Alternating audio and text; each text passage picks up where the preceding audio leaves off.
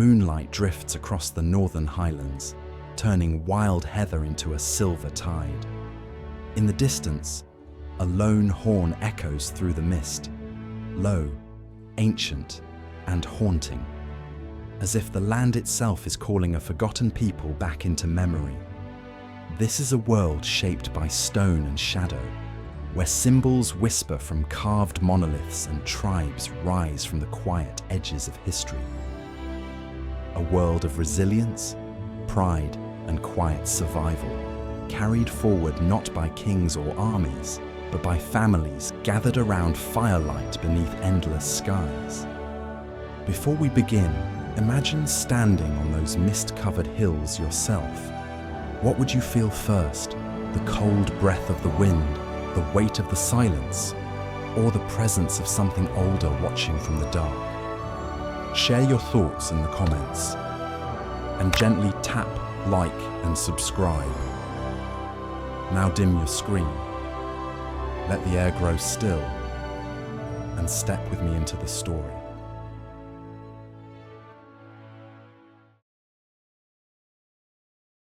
In the far northern reaches of ancient Caledonia, where the hills roll like dark waves beneath a shifting sky, the land held a quiet life long before anyone carved a symbol into stone or stood watch on a wind-swept ridge.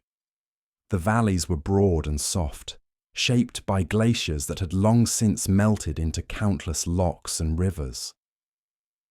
They reflected the heavens like polished glass on still days, and on stormy ones, they churned dark and restless under the weight of passing clouds.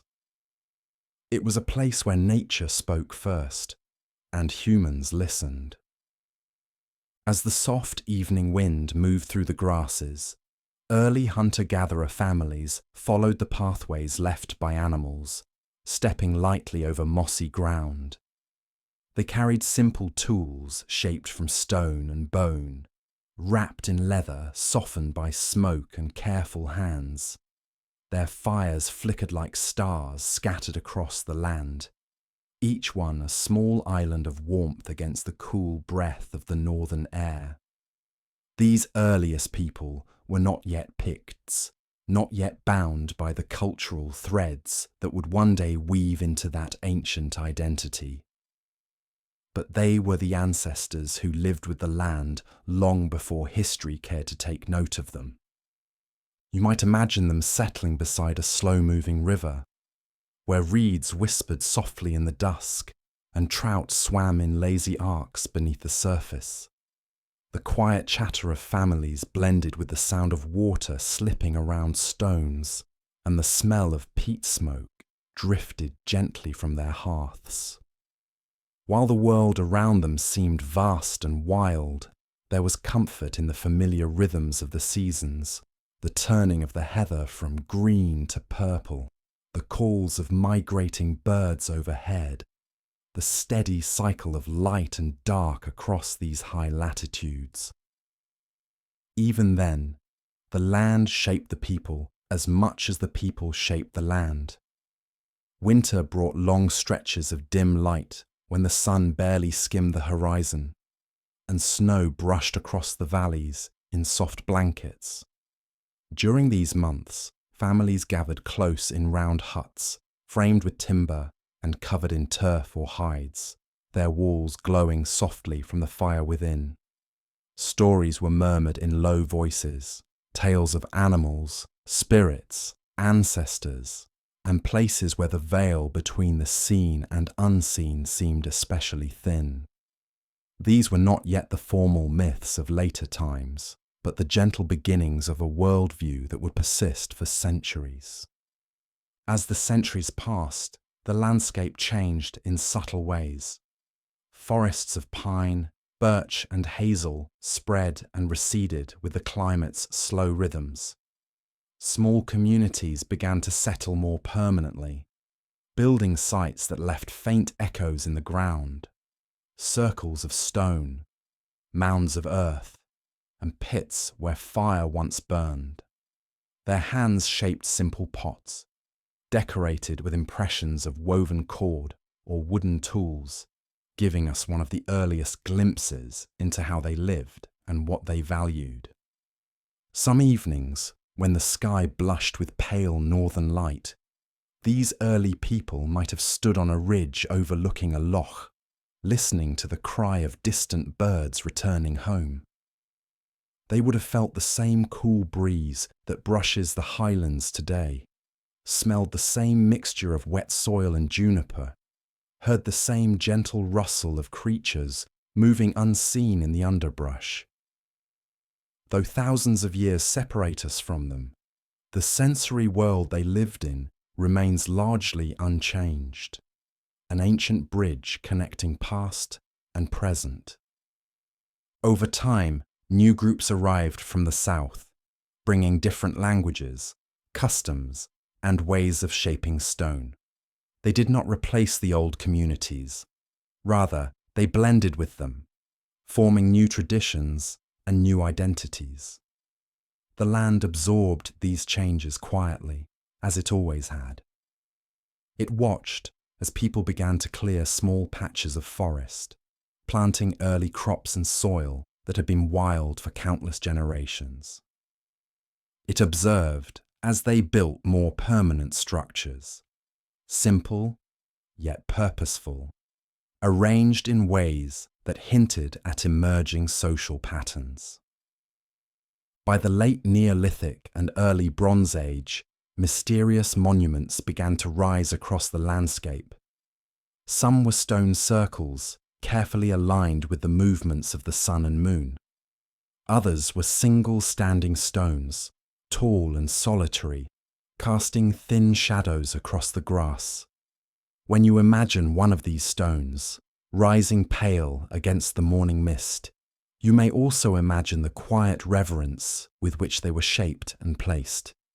Their exact meanings have faded with time, but their presence speaks of a community that felt deeply connected to the rhythms of the earth and sky. Can you picture standing in one of those ancient circles at dawn? The air cool against your skin, the ground still damp with dew, and a soft breeze trembling through the heather. Perhaps a low fire crackles nearby, its smoke rising in thin spirals that drift across the stones.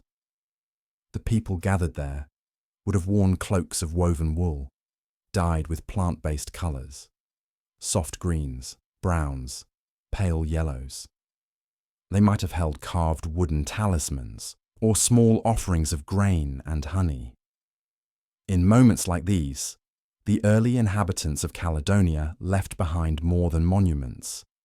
They left clues about how they understood their place in the world. These communities grew slowly, bound together by kinship, shared labour, and the enduring rhythms of the land. Children learned to track animals through the undergrowth, to shape wooden spears, to gather berries and roots. Adults guided them with patient hands, teaching them which plants healed wounds and which ones should never be touched. During long summer days, when the sun lingered late in the sky, they fished in rivers that sparkled in the light, weaving willow traps to catch salmon moving upstream. In winter, they told stories beside the fire, their voices soft and steady as snow fell outside. Though these people lived with hardship, they met it with quiet strength. Scarcity demanded cooperation. Weather demanded resourcefulness. The land was both a gentle guardian and an unpredictable force. Yet they understood it intimately, its moods, its gifts, its dangers. They walked with it rather than against it. Slowly, century by century, these early communities became more complex. The first hints of leadership appeared in the form of respected elders or skilled hunters. Trade routes stretched across the region, exchanging goods such as amber, jet, simple metal tools, and beautifully crafted pottery. These networks connected the scattered settlements, creating a tapestry of shared knowledge that laid the foundation for future societies. By the time the first whispers of the Pictish identity began to form, many centuries later, Caledonia had already nurtured thousands of years of human life. Its hills had seen countless fires burn low in the night, countless hands shaping the world around them.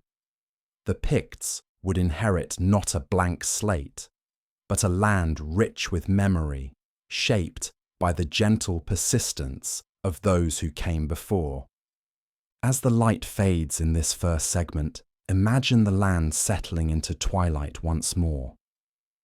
The smoke of a distant hearth drifts upward in slow curls. A small cluster of huts glows softly under a sky sprinkled with early stars. And somewhere in the quiet, the earliest heartbeat of what will one day become the Pictish people begins to take shape. Not in symbols carved on stone, but in the simple, enduring rhythm of life lived close to the earth. As dawn crept gently across the hills of ancient Caledonia, the faint glow of early sunlight brushed the tops of heather-clad slopes, revealing a world on the cusp of change. What had once been scattered bands of families, moving with the seasons and trusting the land like an old companion, now began to form something more rooted, more connected. The valleys that had sheltered generations of quiet wanderers slowly transformed into the heartlands of early tribes, communities bound not only by survival, but by emerging identities, shared stories, and the growing understanding that together they could shape their future. In those early days there were no walls, no fortresses, no carved stones bearing symbols. Yet signs of tribal life were everywhere, woven into the rhythm of daily tasks. Children fetched water in wooden bowls from clear, cold streams. Women worked hides softened by days of careful scraping, stitching them with sinew to make cloaks warm enough for winter's longest nights.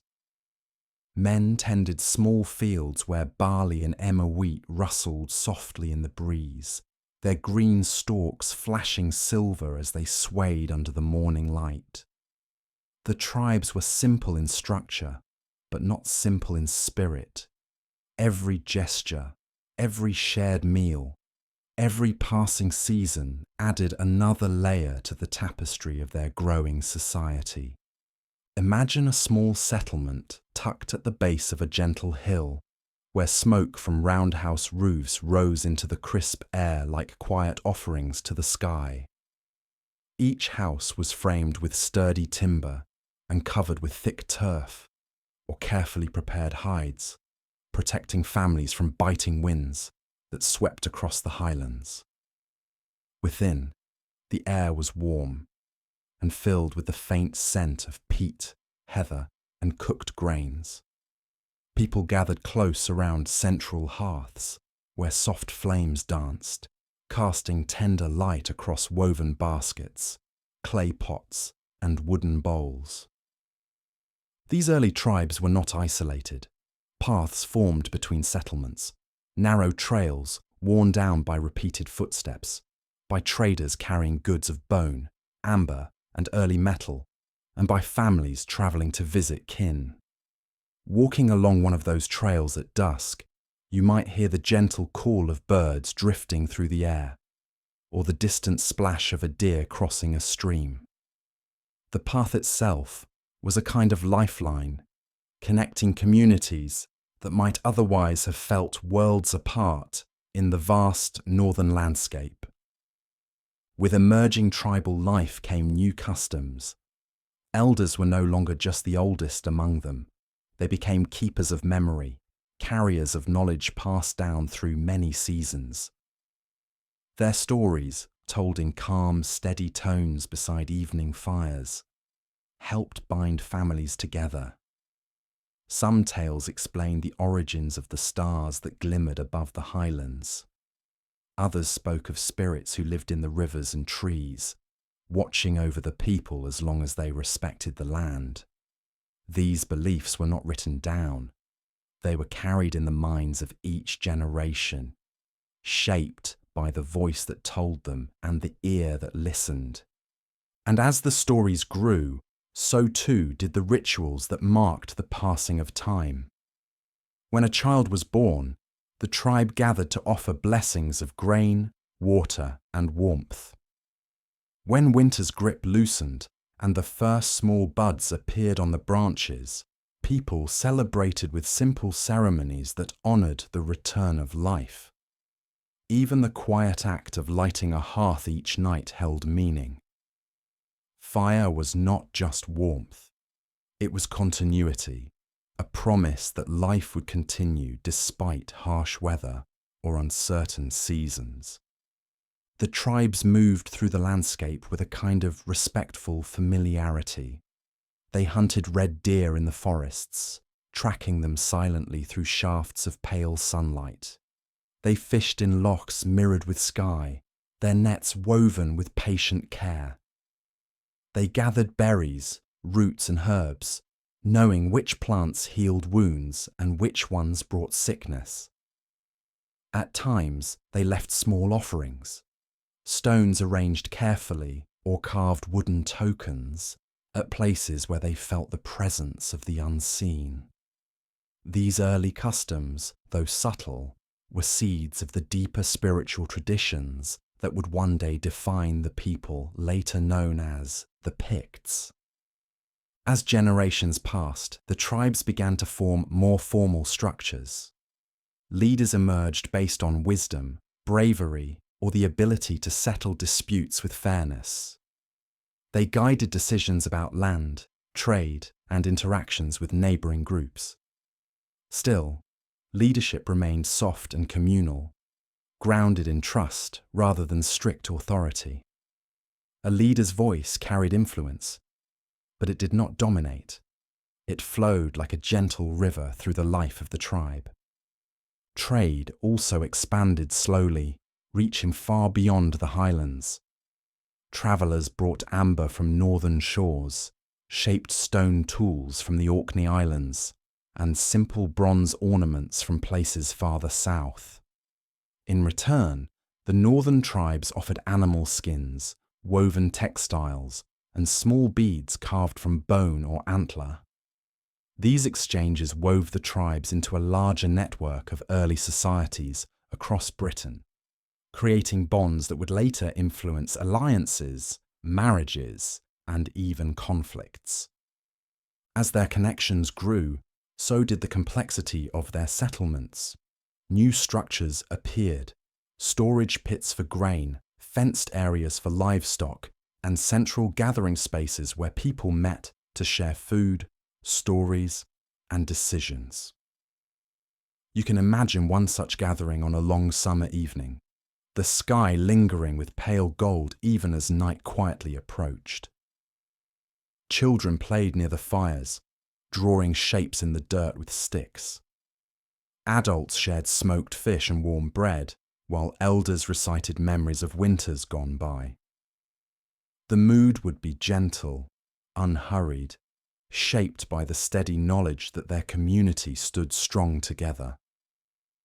But even amid this warmth, the tribes were keenly aware of the land's unpredictability. Storms could sweep across the Highlands with little warning, bending trees and sending rivers swelling against their banks. Harsh winters could bring deep snow and icy winds that tested every hut and every hearth. Yet these early people faced each challenge with resilience drawn from centuries of living close to the earth. They planned carefully, storing food in clay-lined pits, weaving thicker woolen cloaks, and keeping fires burning even when the cold pressed hard against the walls of their homes. In these trials, the first sparks of identity began to take form. People were no longer just members of families. They were part of tribes with shared customs, shared lands, and shared pasts. They spoke dialects shaped by their environment, sang songs passed down for generations, and held rituals that strengthened their sense of belonging. Though no one could yet imagine the Picts who would emerge many centuries later, these tribal communities laid the silent groundwork for everything to come. Sometimes, on a quiet evening, when the wind brushed gently through the grass, a sense of unity filled the settlement. Soft, steady, almost like a heartbeat. Children fell asleep to the murmur of adults talking low beside the fire. Dogs curled beside the doors, their ears twitching at distant sounds. The stars brightened above, scattering light across the darkened hills. And the people, wrapped in their woolen cloaks, felt the comfort of being together under the wide, unchanging sky. These were the foundations of identity, the first threads that would eventually form the fabric of the Pictish world. Without knowing it, these early tribes were shaping a culture, a way of life connected to the land, to the stories, and to each other. And as the seasons turned once more, another transformation began, one marked not by gathering or farming, but by symbols carved into stone and spirit. The first hints of the Pictish identity were about to take root in the land itself, as the stones began to speak. As generations passed through the early tribal communities of northern Caledonia, the land continued to hold its quiet rhythms, wind brushing across moorland, rivers singing their soft, endless song, and the sky shifting gently from the pale blues of summer to the muted greys of winter. Yet something new began to unfold in this ancient world, something subtle at first, like the first faint lines of a pattern drawn in the sand. Traditions deepened, stories grew richer, and slowly, almost imperceptibly, a shared sense of identity began to emerge, one shaped not only by the land and its people, but by marks carved into stone that would outlast the voices that created them. It began with simple symbols. At first, they were small markings, curved lines etched lightly onto pebbles or carved into wooden totems placed near important sites. These early symbols may have been used for memory, for storytelling, or perhaps as offerings to unseen forces that tribes believed watched over their homes and hearths. No one today can say for certain, but what is clear is that the people felt compelled to express something, an idea, a connection, a meaning beyond the visible world. Imagine a group of people gathered near a shallow stream, the sunlight reflecting off the water in soft, broken ripples. An elder kneels beside a flat stone, her hands steady as she uses a sharpened piece of quartz to carve a simple curve. Children watch closely, their eyes following each motion. Adults stand quietly behind them, listening to the scrape and tap of stone on stone. Though the marking itself may be small, the moment carries weight. It is an act of intention, something done not for survival, but for expression. In these quiet gestures, the seeds of a culture were forming. Over time, these symbols grew more complex. They appeared not only on pebble and wood, but on larger stones placed at the edges of settlements, along pathways, or near gathering areas. Some were carved on boulders smoothed by ancient glaciers, their surfaces offering a natural canvas. These carvings were not random. They followed patterns repeated across generations. Some symbols resembled crescent shapes or double discs, connected by a thin bar. Others looked like beasts, creatures with curling tails, elongated snouts, or bodies formed from elegant spirals. Each symbol carried meaning known to the tribe, and perhaps to neighbouring tribes, though much of that knowledge has slipped quietly into the folds of time. You might imagine walking through one of these early sites in the soft light of dawn, the ground cool beneath your feet and the distant call of birds echoing across the hills. As you pass between two standing stones, your hand brushes against a carved shape. Its edges are weathered, softened by centuries of wind and rain, yet the design remains clear enough to stir curiosity and wonder. These stones stood not as monuments of power, but as gentle markers of connection between people, land, ancestors, and the mysteries that lived beyond the visible. As the tradition of carving grew, so too did the spiritual practices tied to the symbols. Tribes began to place decorated stones near burial mounds or along riverbanks believed to hold sacred significance.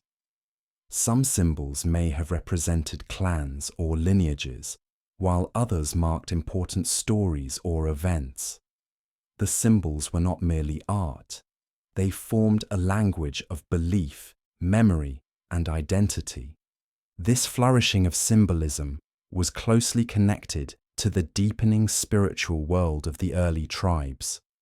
The people of ancient Caledonia lived with a profound sense of the unseen.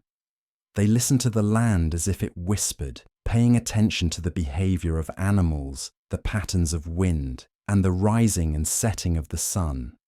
They saw meaning in places where natural features converged. A hill shaped like a crouching animal, a waterfall that produced a constant mist, a grove where the trees formed a natural circle. These places became sacred, touched by the presence of spirits or ancestors. In the evenings, as families gathered around warm fires inside their roundhouses, elders told stories that explained these symbols and the world around them. Their voices were gentle, their words shaped by memory rather than scripts. They spoke of creatures who guarded the Highlands, of spirits who lived in the dark waters of deep lochs, and of ancestors who walked beside them in moments of need. Though these stories changed with each telling, their heart remained constant.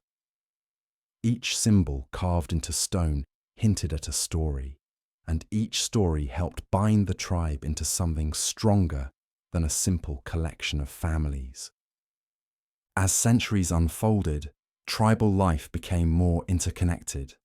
Small communities grew into larger groups, bound by trade, marriage, shared rituals, and shared symbols. The land was still wide and wild, but tribes no longer felt alone within it. They recognized familiar patterns carved on stones as they traveled, each symbol carrying whispers of kinship or mutual respect. A crescent and V-rod carved near a river might mean one thing, while a double disc near a hill might convey something entirely different. Though the full meanings remain hidden to modern eyes, they once served as markers of unity, early threads weaving a cultural tapestry that would one day become unmistakably Pictish. But the symbols did more than connect people. They also helped shape memory. In a world without written language, the carvings acted as anchors for stories, rituals, and identities. A carved beast might mark the site of an important alliance between tribes. A mysterious geometric shape might represent a sacred boundary.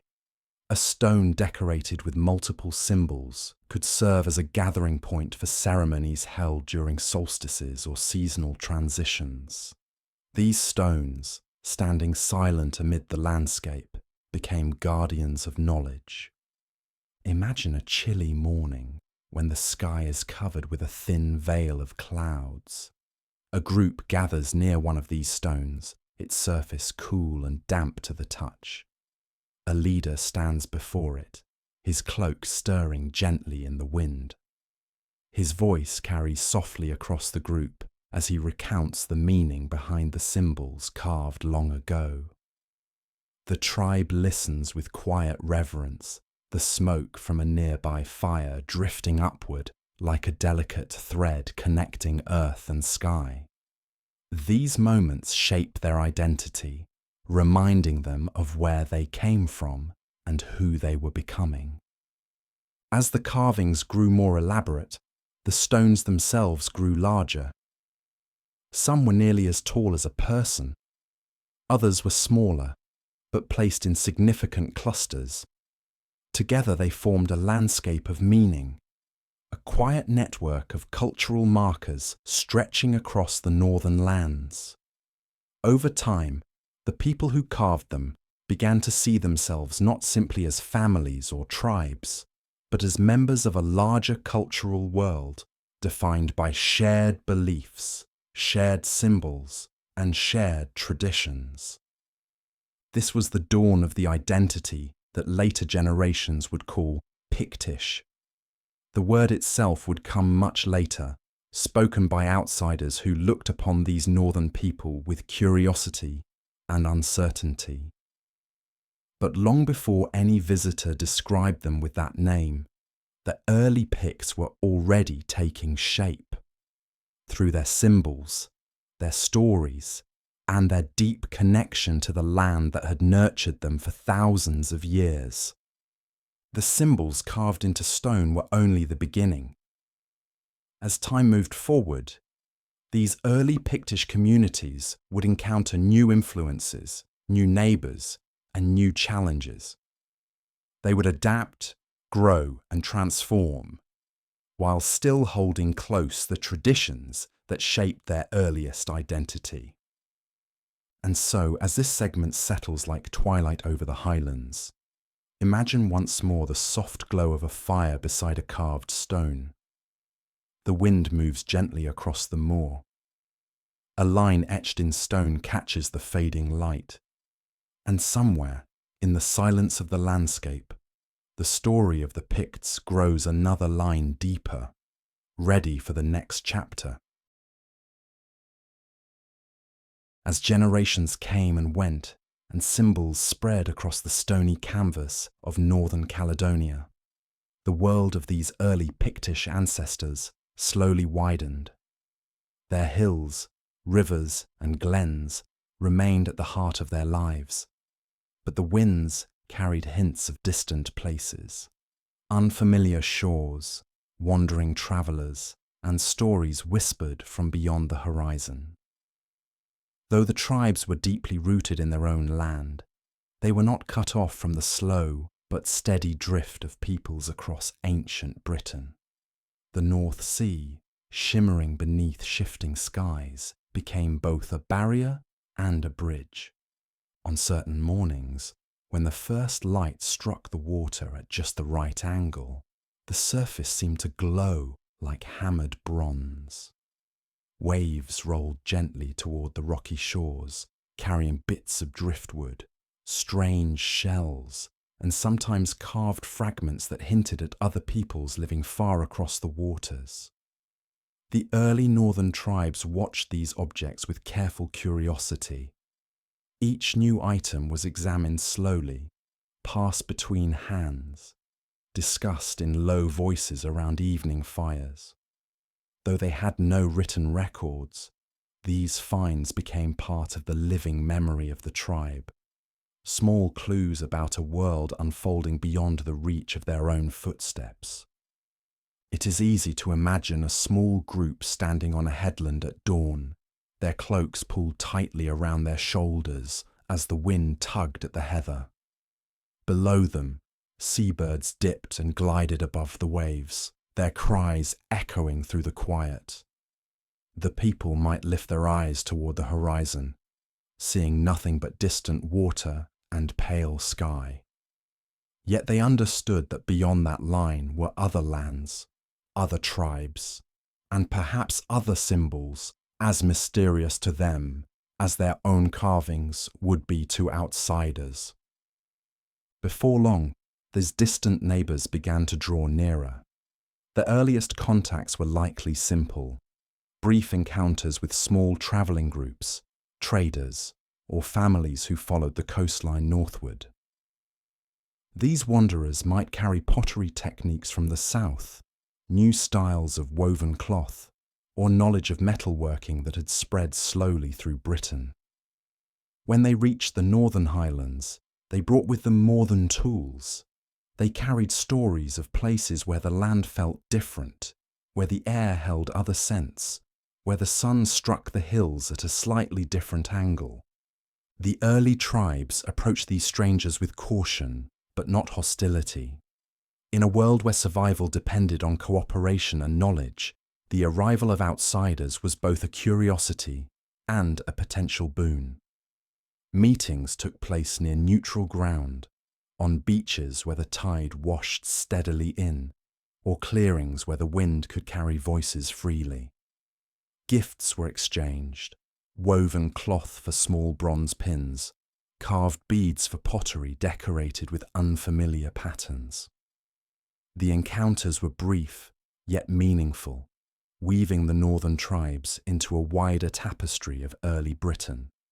Some evenings, after such encounters, the tribes gathered inside their roundhouses to share what they had learned. Elders held new artifacts in their hands, turning them slowly in the firelight. Children crowded close, their eyes wide with wonder at the different shapes, the bright glint of metal, the strange markings that hinted at other artistic traditions. Perhaps an elder would say softly, "These people live far from here, but they walk upon the same earth. Their rivers run through lands we have never seen, but their fires warm them as ours do." Such reflections expanded not only the people's sense of geography, but their sense of belonging in a world that stretched far beyond the Highlands. Over time, more substantial interactions developed along the coasts. Small boats from the islands to the north and west brought fishers, traders, and families following seasonal routes. Their vessels were simple, curved wooden frames covered in hides, or early plank boats sealed with natural resins. They navigated by the rhythms of the water, the calls of seabirds, and an intimate understanding of tides and currents that had been passed down through generations. When these boats approached the mainland, tribes often watched quietly from the cliffs before sending their own small craft to greet the newcomers. The exchange of knowledge grew richer. The island people shared techniques for shaping driftwood into light, sturdy frames. They introduced new ways of curing fish with salt and smoke. In return, the mainland tribes offered their skills in stone carving, their strong woven textiles, and their deep knowledge of the forests and rivers. Though the encounters were peaceful, they were not without their moments of confusion. Languages differed, gestures were sometimes misunderstood, and caution always hovered gently around the edges of these meetings. But a mutual respect took root, each side recognizing the other as kin in the broad, ancient family of early northern peoples. These growing connections influenced life inland as well. Travellers carried stories into the heart of the Highlands, tales of lands where the soil was dark and rich, where hills rolled like waves, where herds of animals roamed in greater numbers. Some stories spoke of groups who built massive stone monuments, aligned so precisely with the heavens that it seemed the sky itself was part of their design. Others spoke of conflicts far to the south, where tribes struggled over fertile valleys or prized resources. Though these stories might reach the early Pictish ancestors in softened, fragmented forms, they added to the evolving sense that the world was large and filled with diversity. And yet, even as the tribes absorbed these new influences, they remained deeply anchored to their own identity. Their symbols continued to grow in complexity. Their ceremonies retained the familiar patterns of their ancestors. Their connection to the land remained their guiding force. In this balance between openness and rootedness, the earliest hints of the Pictish spirit began to take shape, flexible enough to engage with outsiders, yet grounded enough to remain true to itself. Imagine a summer evening near the coast. The smell of salt lingers on the breeze. Fishermen return with woven baskets full of gleaming fish, their oars dipping slowly in the golden water. On the shore, families gather around fires, cooking the day's catch while traders display small ornaments made of amber that glows like trapped sunlight.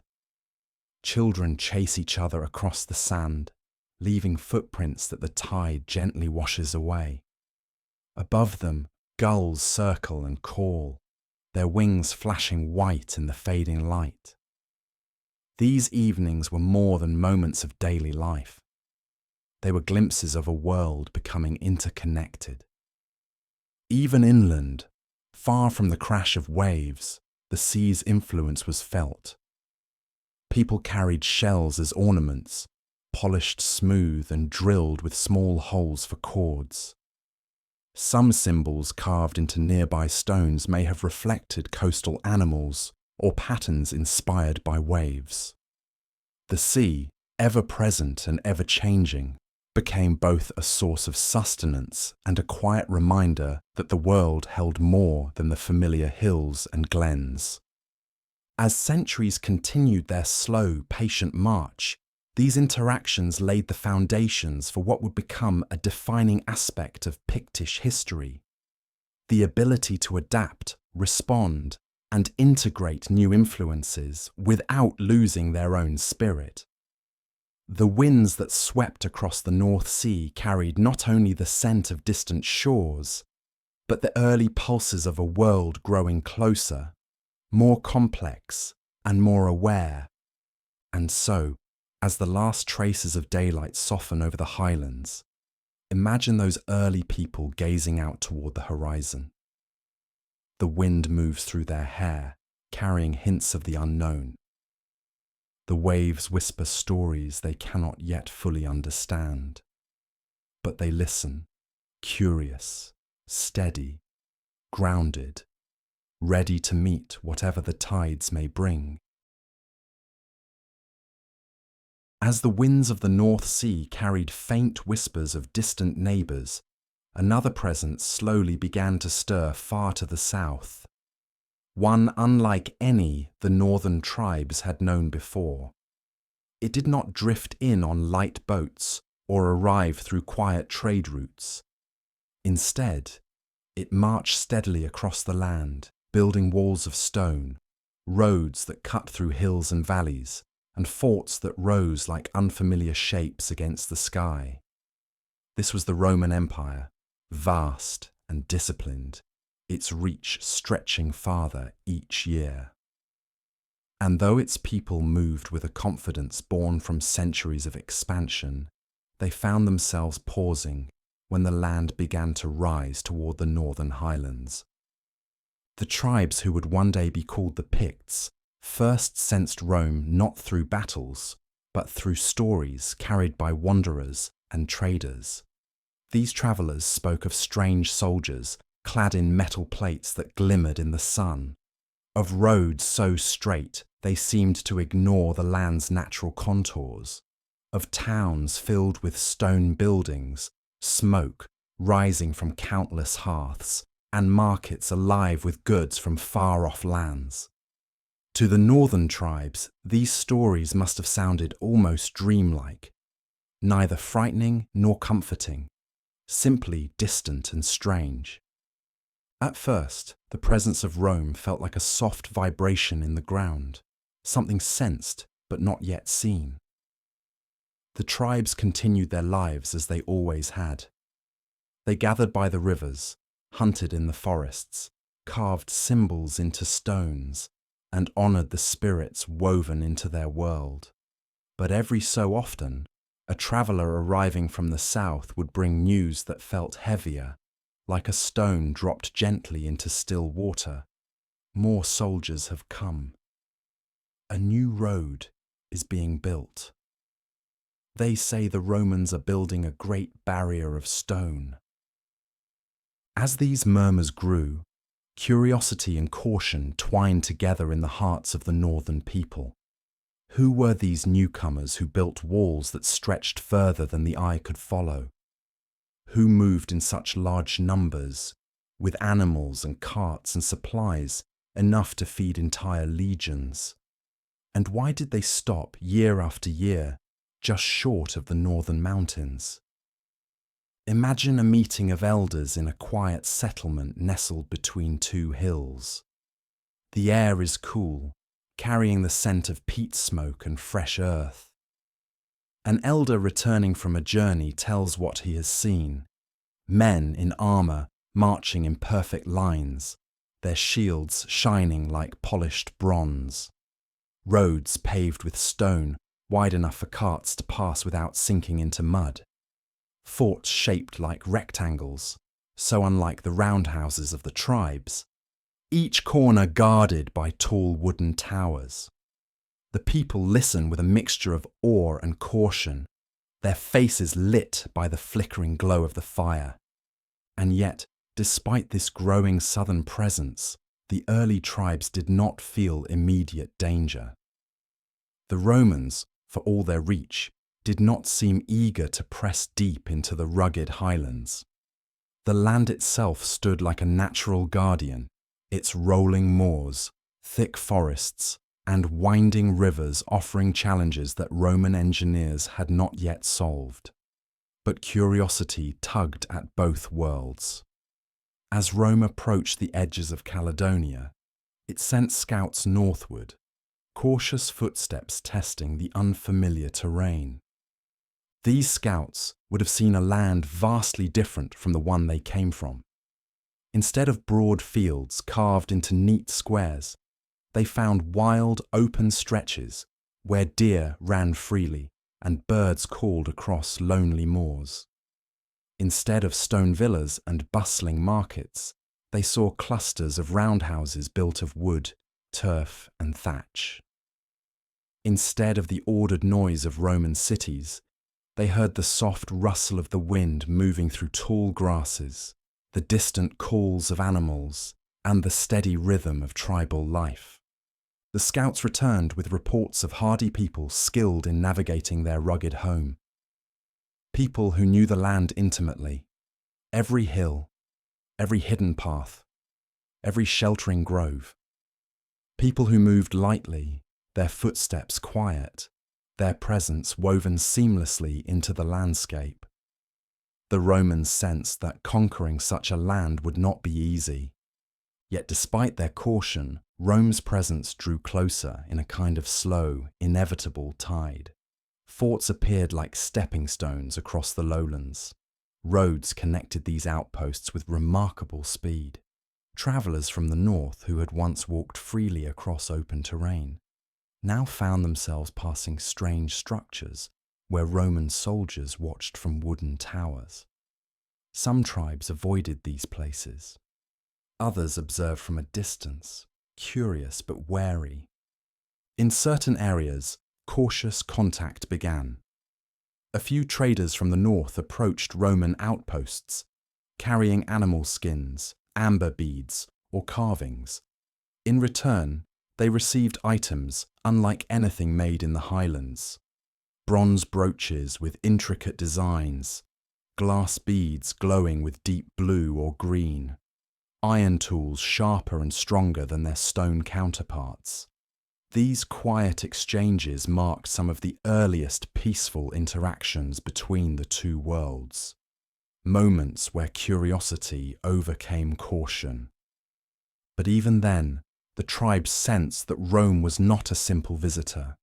Its presence felt different from the gentle arrival of island traders or wandering families. Rome was an empire with a taste for structure, order, and expansion.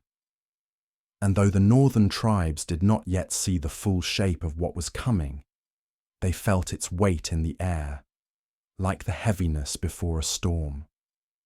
Still, life in the Highlands continued largely unchanged during these early encounters. Families gathered in their roundhouses as evening settled across the land.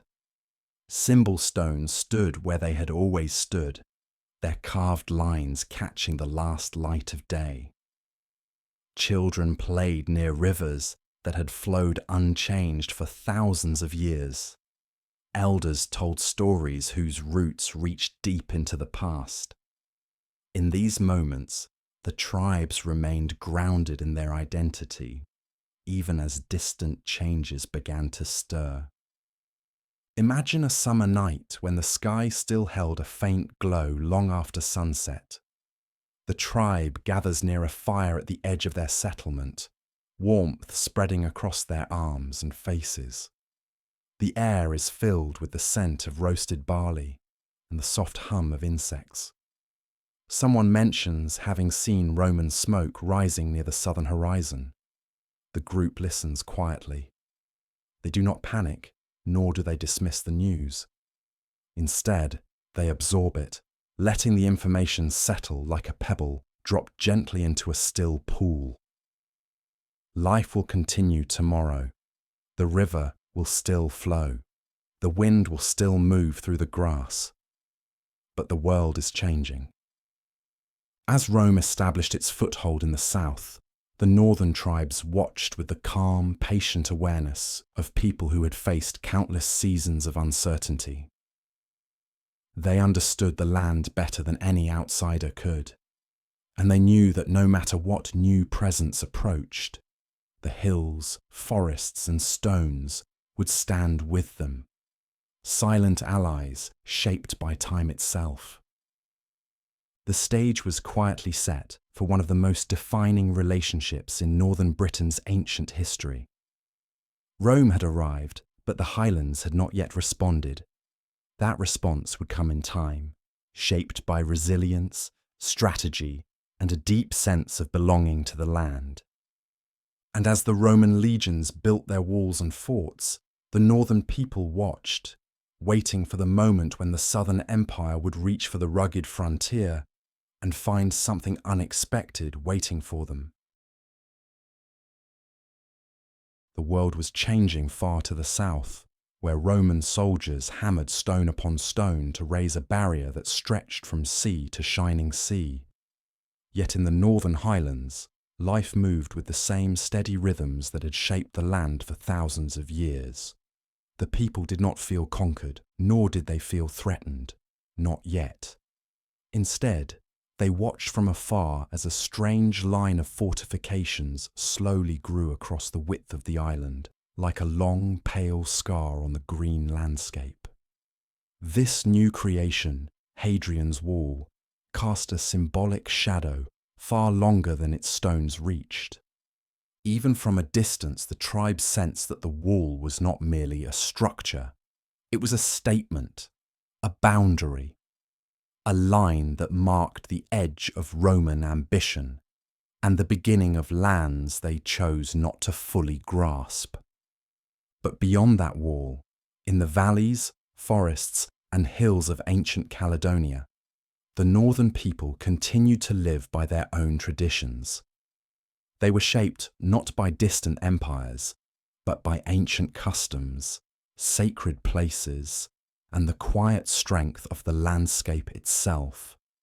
To understand the rise of the Pictish identity, one must first walk through this world just outside Rome's reach, where life unfolded beneath open skies rather than within the order of an empire.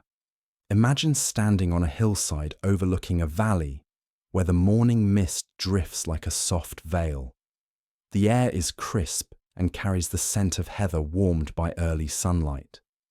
Below, the roundhouses of a settlement glow faintly with smoke rising from their central hearths. Children step outside, still wrapped in woolen cloaks against the cool air, while adults begin their morning tasks, checking nets along the riverbanks, tending animals, or gathering plants in woven baskets. This scene could have taken place centuries before Rome's arrival and centuries afterward. Time moved gently here. In the shadow of the wall, Life beyond it seemed both simple and intricate. The tribes relied on the land, understanding its gifts and challenges with an intimate familiarity.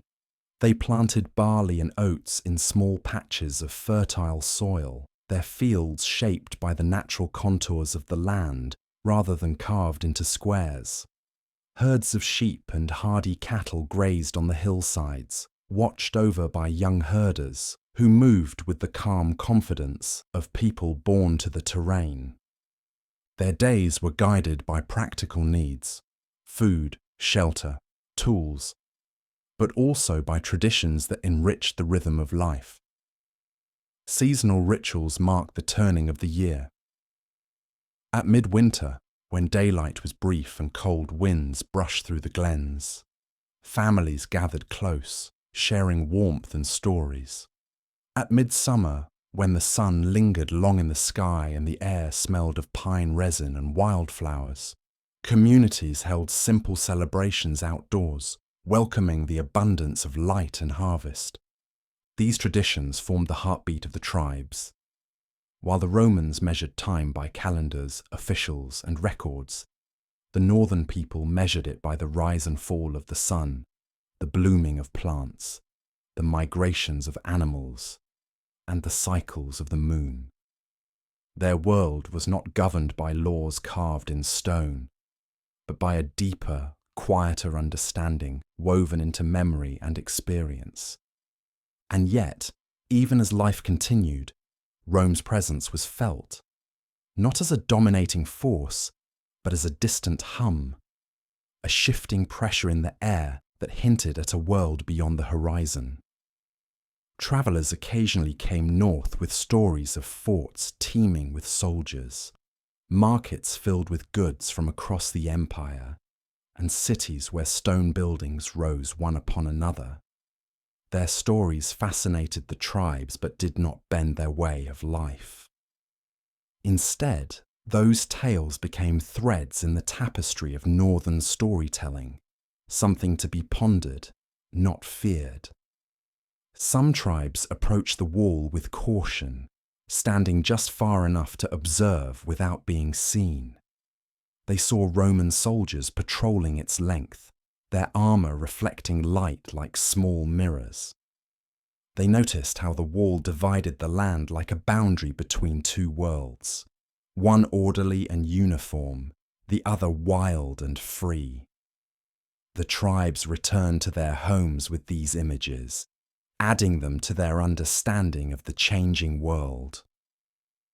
Other tribes ventured closer, approaching Roman outposts during peaceful times to trade.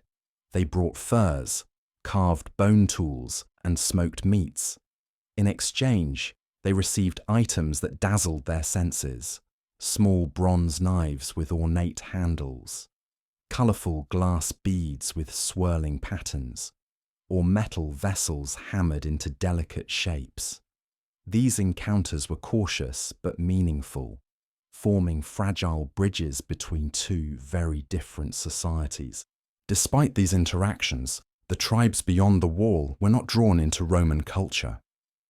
Their identity remained rooted in the land. Their art and symbols continued to evolve in their own unique style. Their social structures remained decentralized, shaped by kinship rather than imperial rule. Their spiritual traditions followed ancient paths, guided by the natural world rather than temples or written doctrine. In this quiet resistance, this refusal to be reshaped by foreign influence, the seeds of the distinct Pictish identity grew stronger. Consider a winter evening in a settlement far from the wall.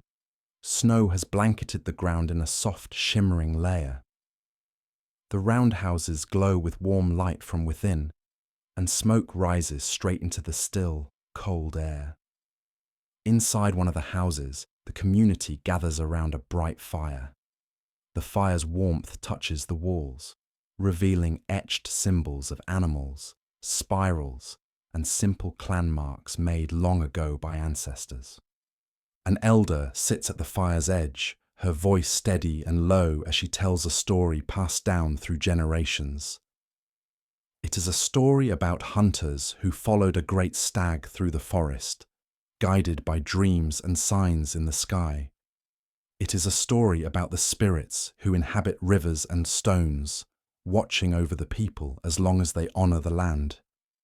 Children listen with wide eyes, curled close to their parents. Outside, the wind sighs softly across the snowy hills. This world, rich in its own traditions and rhythms, existed alongside Rome, but remained untouched by its deeper influence. The people did not need stone walls or grand temples to maintain their way of life. Their identity was not carved into tablets, but into the landscape itself, in the stones they raised, the symbols they carved, the tales they told, and the paths they walked. Still, Rome's presence cast a long shadow. The wall was not merely a structure of stone. It was a reminder that a great power had reached the edge of their world. And though the tribes viewed it from afar, they understood that boundaries often carry meanings that unfold over time. When Rome built a second wall, Antonine's Wall, further north, the tribe's curiosity grew stronger. This new barrier, made of turf and timber rather than stone, reached even closer to their heartlands. From its ramparts, Roman soldiers could look across the northern wilds and sense the presence of people who lived differently, who answered not to emperors but to elders, seasons, and spirits. But just as quickly as the second wall rose, it was abandoned. The Romans struggled against the weather, the terrain, and the pressure of tribes who understood every twist and shadow of the landscape. The soldiers retreated south, leaving the turf wall to be reclaimed by nature, its posts softened by rain, its edges blurred by wind and time. For the northern tribes, this retreat was not a victory celebrated in shouts or songs. It was simply another shift in the world, like the turning of a season. The empire had reached toward them, and the land itself had answered with quiet resistance. Beyond the wall, life continued in its gentle, determined way. Settlements grew and shifted. Symbols became more complex, etched into stones that stood like silent watchers over the hills. Trade networks spread through forests and along rivers. Tribes forged alliances, shared stories, and strengthened the identity that bound them together. All the while, the wall remained in the south, enduring, imposing, yet never fully claiming the land beyond it. Its stones weathered rain, frost, and time, standing as a reminder of a boundary between two very different worlds. And though the Romans looked north with curiosity, sometimes with unease, they never truly saw the people who lived there. They saw a wilderness. The tribes saw home. This balance, Rome in the south, the early Pictish tribes in the north, created a space where identity could grow quietly, strengthened by contrast.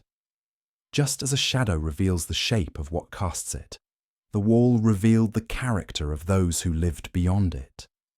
Independent, adaptable, deeply rooted in their land, and guided by traditions older than any empire. As the generations unfolded, this sense of identity would be tested again and again. Rome would push northward, and the tribes would respond, not with the power of empire, but with the resilience of people who knew their land intimately. Their stories would expand, their symbols would multiply, their world would become more defined, and soon the Romans would discover that the people beyond the wall were not simply tribes scattered through the hills. They were something stronger, something more united, something shaped by spirit and stone, wind and memory. They were becoming the Picts. As the years rolled onward, and Rome's great frontier wall settled into the southern landscape, the people of the northern Highlands continued to live with the patient rhythm of their ancestors. Yet a new chapter quietly unfolded across these rugged lands, one shaped not by conquest or domination, but by resilience, subtlety, and the deep knowledge of a landscape that had raised generations. The Romans, watching from their stone and timber walls, would eventually call these northern people Picti, the painted ones, though the tribes themselves never used that word. Still, the name captured something of how Rome perceived them, elusive, determined, and woven into the mists of the land in ways the empire struggled to understand. The tribes beyond the wall did not march like Roman legions or build vast fortresses. Their strength lay instead in movement, swift, light-footed, and guided by an intimate understanding of hills, forests, and marshes. They moved as quietly as the wind that rustled through the heather. They watched the land with sharp, patient eyes, noticing every subtle change. The shift of a cloud, the bend of a tall reed, the distant sound of hooves on soft earth. For them, the land was not a backdrop. It was a companion, a guide, and sometimes a protector. Imagine a misty morning when the air feels thick and cool, and the world seems softened around the edges. A small group of northern warriors, though warrior meant something very different here, moves silently along a ridge. Their cloaks are made of wool, dyed in earthy tones, blending with the land. Their faces and arms bear simple painted patterns, created from natural pigments mixed carefully with animal fat or clay. These markings are not for display or intimidation. They carry meanings tied to identity, spirit, and tradition. In the dim light, the patterns seem to shift with the movement of the mist, making the warriors appear and disappear like shadows among the rocks. They carry simple but effective weapons, slender spears of ashwood, small round shields, and short blades of iron. Yet they rely not on brute force, but on awareness. They know where Roman patrols walk. They know how sound carries over open ground. They know which paths lead safely through bogs that might swallow the unprepared. This knowledge, passed down through countless generations, is more powerful than any wall. These early warriors of the mist were not a full-time fighting force. They were farmers, herders, hunters, and craftsmen. Their skills in movement and defense arose naturally from a life spent close to the land. When Rome pressed northward, these skills became essential. In peaceful times, they used them to track animals or navigate dense forests. In moments of tension, they used them to avoid conflict or to send clear messages that the Highlands could not be taken easily. The word raid, often used by later historians, suggests something harsh or destructive. But in these early centuries, such actions were far more measured, almost ritual in nature. A raid was often a brief, quick foray, a demonstration rather than an assault. A group might slip into a lightly guarded Roman supply camp, take a few items, and vanish before any response could be made. Such acts were not intended to cause widespread harm. Instead, they reminded Rome that the land beyond the wall belonged to people who could not be coerced or controlled. In fact, many of these interactions were shaped by necessity rather than hostility. Supplies exchanged hands. Livestock moved across boundary lines. Misunderstandings and tensions arose, but so did small acts of cooperation. The northern tribes did not view the Romans as enemies so much as distant neighbours who happened to build large, rigid structures and follow unfamiliar customs. Still, Rome struggled to understand the people beyond the wall. Their reports often described them as elusive, unpredictable, or unsettled. Yet the tribes were none of these things. They were steady, deeply rooted, and guided by traditions that had shaped their lives for centuries. It was simply that their world did not resemble Rome's. They did not build stone cities. They did not maintain standing armies. They did not write their histories. Instead, they moved with seasons, carved symbols into stone, and followed a sense of freedom tied closely to the earth. Picture a settlement where preparations for a long journey are underway. Men and women work side by side, mending nets, repairing leather gear, and shaping new spear shafts.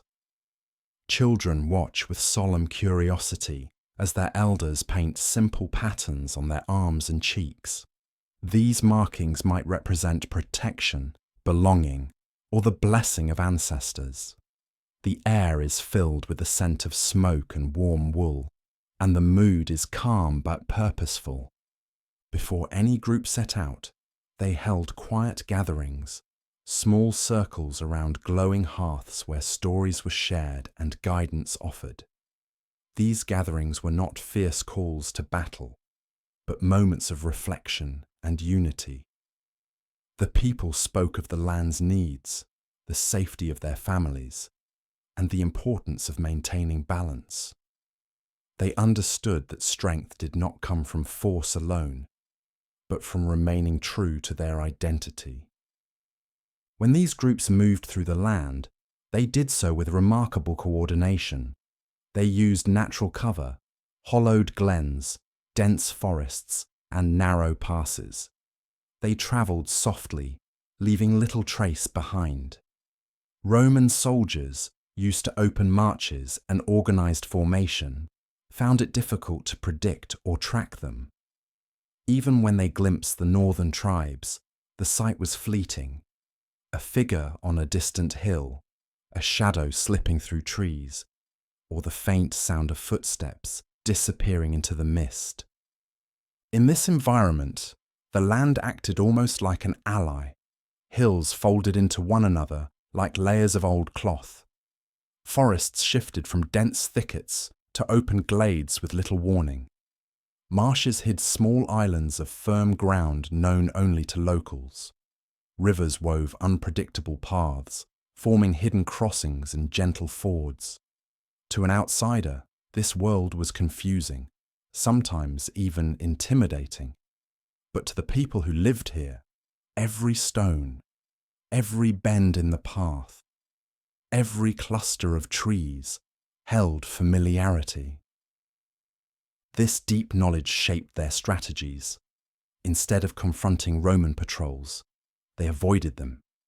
Instead of meeting armies head-on, they slipped past their lines unnoticed. Instead of trying to stop Rome's advance directly, they encouraged it to tire, to question its effort, to pull back, not through large battles, but through countless small encounters that left the Romans uncertain and wary. And through it all, life in the settlements continued. While some individuals travelled south or watched Roman movements, others tended the fields, cared for livestock, carved new symbols into stones, or traded with neighbouring tribes. The world of the North was not defined by conflict. It was defined by resilience, cooperation, and continuity. The land nourished this way of life, providing both resources and shelter.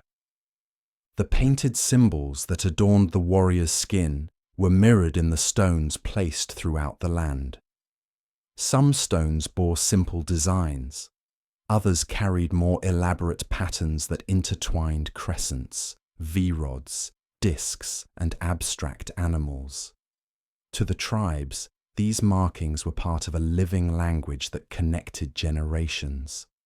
They strengthened identity, especially in times when the outside world pressed close. Imagine one of these carved stones standing alone in the fading light.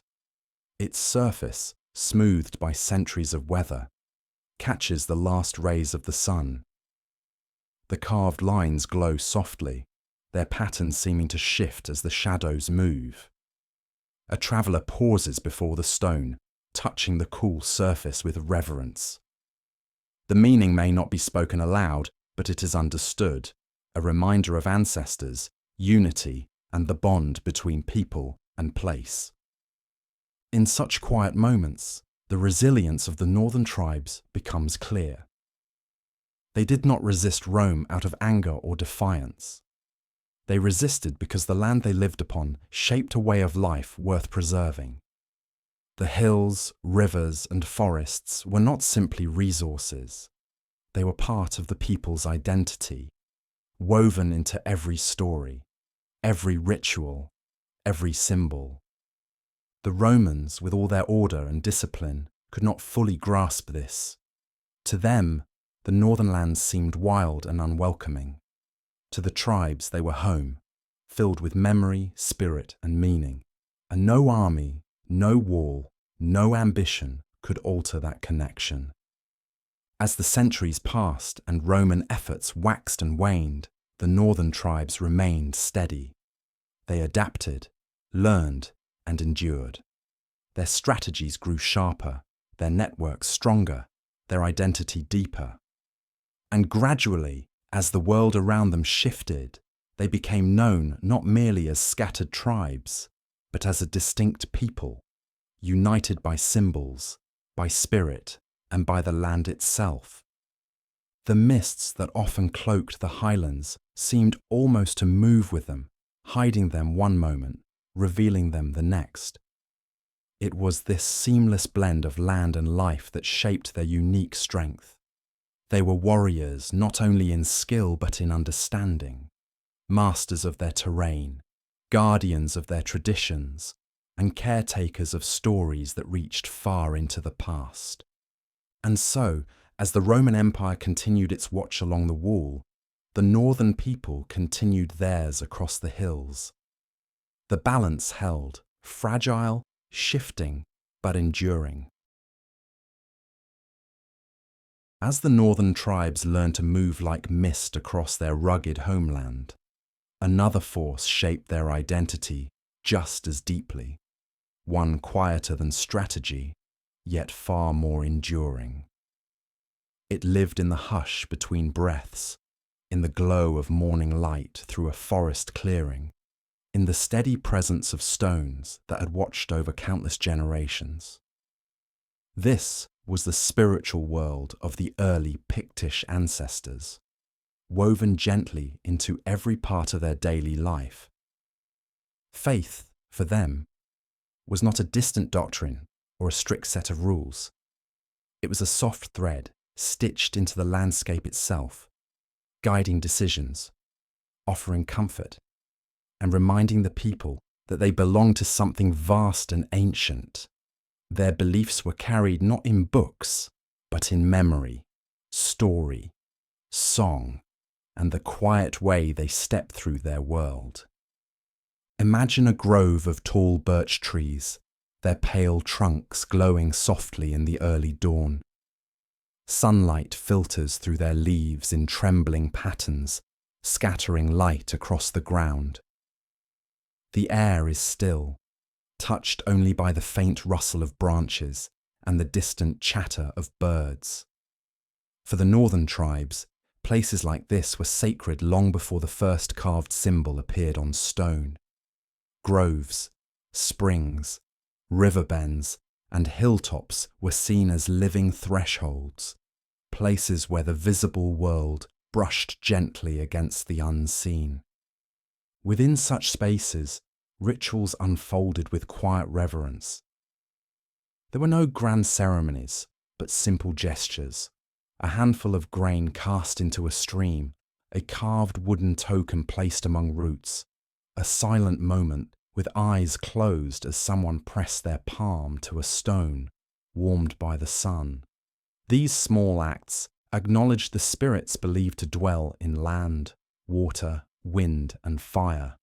Spirits who guided and protected as long as respect was given. In the evenings, when families sat close around the hearth, elders shared stories of these spirits. Their voices blended with the soft crackle of the fire, filling the roundhouse with warmth and wonder.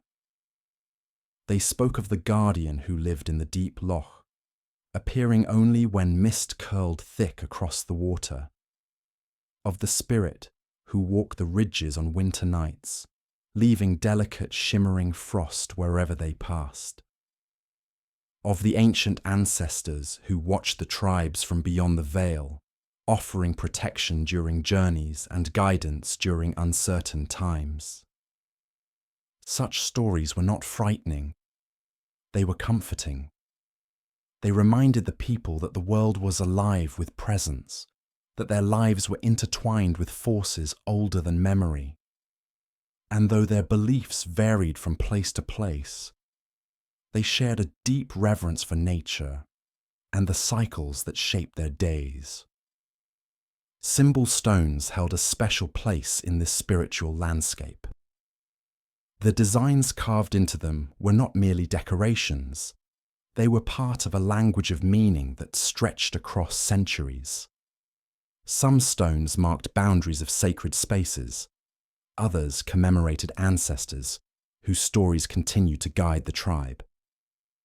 The carved shapes, crescent, V-rod, double disc, intricate animals, held layered meanings understood by those who carved them. Picture a stone standing alone on a hillside, its surface warmed by the touch of afternoon sunlight. A woman approaches with a calm, steady gait, her cloak moving gently in the breeze. She kneels, placing a small offering, a carved wooden bead, smooth and polished, into a hollow in the earth.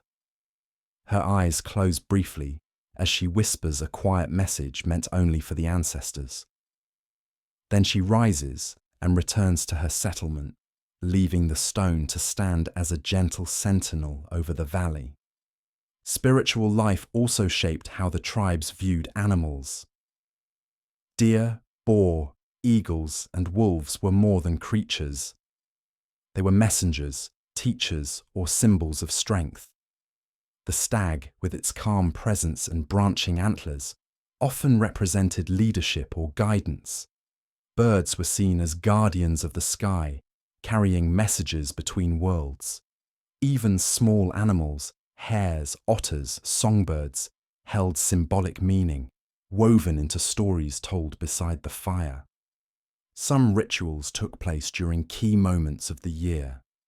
When winter loosened its hold and the first shoots of green pushed through the ground, the tribes celebrated quietly, offering thanks for the return of warmth and new life. When autumn arrived with cooler air and the scent of fallen leaves, people gathered to honor the harvest and remember ancestors. These gatherings were gentle, filled with shared food, simple songs, and the sense of belonging that came from standing together beneath the wide northern sky. Though each settlement held slightly different traditions, they all shared a belief that life flowed in cycles: birth, growth, death, and renewal. This understanding shaped how they saw their place in the world. They did not fear the unknown. They accepted it as part of the great rhythm that touched everything. Even challenges, whether harsh winters or distant threats, were understood within this greater cycle. Strength came from harmony, not force. Because of this worldview, the people lived with a deep sense of responsibility toward the land. They took what they needed, but always with gratitude. They left offerings at fishing spots or hunting grounds, acknowledging the balance that sustained them. They used natural materials with care: wood, stone, bone, and clay, shaping them into tools, vessels, and ornaments that blended function with quiet beauty. The spiritual world also influenced how they saw leadership. A respected leader was not simply someone skilled in physical strength or strategy, but someone attuned to the land, to dreams, to omens seen in the sky or behavior of animals. Leadership carried a sense of responsibility, an understanding that decisions must align with the spirit of the people and the guidance of ancestors. In this spiritual tapestry, community held deep importance. No one walked alone. Every journey, whether a hunt, a gathering, or a visit to a distant settlement, was supported by shared belief and quiet blessings offered by family and elders. The people comforted one another, celebrated together, mourned together, and strengthened their bonds through the shared rituals that carried their history. The Romans observed these customs from afar, often misunderstanding them. To them, the northern tribes seemed mysterious, unpredictable, bound to strange superstitions. But what Rome could not see was the gentle strength woven into every ritual, every sacred grove, every carved line in stone. This spiritual connection was the heart of the early Pictish identity, steady, grounded, and deeply rooted in the land. And so, as the tribes continued to move with the rhythms of their world, their beliefs guided them with quiet assurance. They understood that even as empires rose and walls grew tall, the whisper of the wind through a sacred grove carried a truth that outlasted any structure of stone.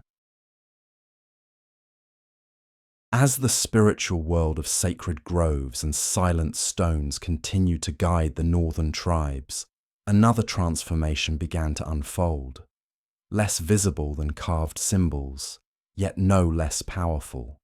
For generations, communities had lived as independent clusters scattered across valleys, forests, and coastline. Each tribe held its own stories, its own sacred places, its own leaders chosen by wisdom rather than lineage. But slowly, almost gently, threads grew between these tribes, threads woven from shared concerns, shared rituals, and the subtle pull of unity. This was the dawn of tribal confederations, loose alliances that formed not through conquest, but through the quiet understanding that together the tribes could protect their lands, preserve their traditions, and strengthen the identity that had begun to blossom across the northern world.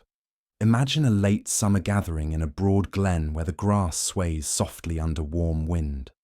The sky above is a pale blue, touched by streaks of white clouds drifting lazily toward the coast. Families from several neighbouring tribes arrive in small groups, carrying woven baskets, carved bowls, and hides embroidered with delicate patterns. Children run ahead, greeting others with laughter.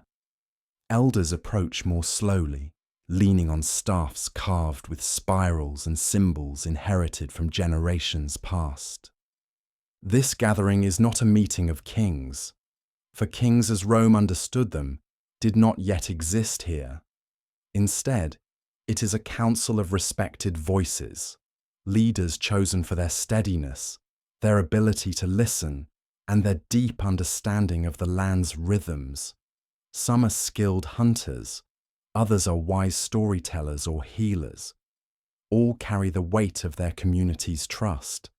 They form a loose circle on the soft ground, near a stone that has stood in the glen since long before anyone can remember. The stone is covered in carved lines, spirals that catch the sunlight, symbols whose meanings hum beneath the surface like an old song. As the council gathers around it, the air grows still, as though the land itself listens. At first, discussions are simple. Agreements to share hunting grounds during lean seasons, plans for guiding travellers through unfamiliar forests, decisions about when to hold future gatherings. Yet slowly, deeper topics emerge. Stories of Roman movements begin to surface. Forts built farther south, patrols glimpsed near the wall, rumours carried by traders who travel the long roads between tribes. The leaders do not speak in hurried tones. Their voices are calm, thoughtful. They understand that while Rome is distant, its presence creates ripples across the land. They do not fear the empire, but they know that unity will help their people navigate whatever challenges lie ahead. These gatherings are the seeds of the first confederations. They are not fixed alliances, and they have no single ruler. Instead, leadership flows like water through the tribes, finding the places where wisdom settles, gathering around those with steady hands and clear sight. A leader might guide one season and step back the next. Power shifts gently, shaped by respect rather than force. Such leadership suited the northern people. They did not seek to control one another. They valued harmony, cooperation, and the understanding that each tribe held a piece of a larger whole. The land itself encouraged this sense of unity. Rivers flowed across tribal boundaries. Forests stretched far beyond the reach of any single settlement. Hills created natural routes that tribes shared out of necessity and trust. Nature interconnected them long before political agreements did. One can imagine a council in early autumn, held near a river whose surface glimmers with golden light. The leaders sit on smooth stones warmed by the afternoon sun, listening as a messenger from a coastal tribe describes seeing Roman ships near distant shores. Another leader from the inland hills speaks of strange items found along a forest path, shards of pottery with unfamiliar designs. A third leader, from a woodland settlement, shares a dream interpreted as a warning from the ancestors. These discussions do not heighten fear. They deepen awareness. They remind the council that the world is shifting and that the tribes must remain watchful, not through aggression, but through connection. The confederations that emerge in these moments are fluid. Tribes join and part naturally, guided by circumstances and shared needs. What binds them is not order imposed from above, but trust grown from below. As the generations pass, these councils become more organized, though never rigid. Certain glens or hilltops become favored meeting places. Certain families are remembered for their skill in fostering agreement. Certain stones are marked with new carvings each time a council is held, turning them into places where memory gathers layer by layer. At the heart of these alliances are stories, those told around fires at night, those shared during long journeys, those retold at council gatherings with gentle pride. The tribes understand that stories shape identity as much as symbols or rituals, and so they share tales of the great stag that guided hunters through snowstorms, of the ancestors who once united tribes during harsh winters, of spirits who bless lands touched by cooperation. These stories deepen the sense of belonging, not just within individual tribes, but among the confederations. Leaders within these alliances are often described later as kings, though the word does not truly fit. They wear no crowns. They do not command armies. Their homes are simple, roundhouses like those of their people. What sets them apart is their role as mediators, people who can soothe tension, encourage dialogue, and ensure that the wisdom of elders is not lost amid the changing world. Picture one such leader returning from a council, walking along a narrow ridge at dusk. The sky is painted with soft purples and golds. He carries no trophies, no symbols of victory. only a carved wooden token given by a neighbouring tribe, a sign of agreement, respect, and shared purpose. As he walks, he pauses to look across the vast landscape, feeling the comforting presence of the land beneath his feet. This is his realm, not in ownership, but in stewardship. The Confederations give the tribes a sense of collective identity that had not existed before. They begin to share more consistent traditions, symbols, and practices. They exchange knowledge of herbal medicine, hunting techniques, and spiritual rituals. They protect one another during times of hardship. They hold gatherings during key moments of the year, strengthening bonds across long distances. Slowly, the threads of unity grow thicker. They do not erase the individuality of each tribe. Instead, they weave those differences into a larger tapestry that glows with diversity and harmony. This tapestry is one of the earliest expressions of the Pictish world, a cultural landscape in which people are connected not by controlled borders, but by shared memory and belonging. The Romans watching from the south begin to notice these shifts. They see fewer isolated tribes and more coordinated movements. They observe symbols recurring across wide regions. They feel resistance not as random efforts, but as part of a larger, unified rhythm. They do not yet call these people Picts, but the identity is forming, even if only in the quiet spaces between words. And as the Confederations continue to grow, they set the stage for something even more profound. Over time, certain regions will rise in prominence. Certain lineages will gain influence. Certain alliances will evolve into early kingdoms, still gentle, still rooted in cooperation, but carrying the beginnings of political organization. For now, though, the northern world remains guided by councils under open sky, by leaders who listen deeply, and by alliances that shape themselves like rivers, fluid, adaptable, and endlessly nourishing. As the early tribal confederations shaped the rhythms of life across northern Caledonia, another quiet transformation unfolded, one that left its traces carved into the very bones of the landscape.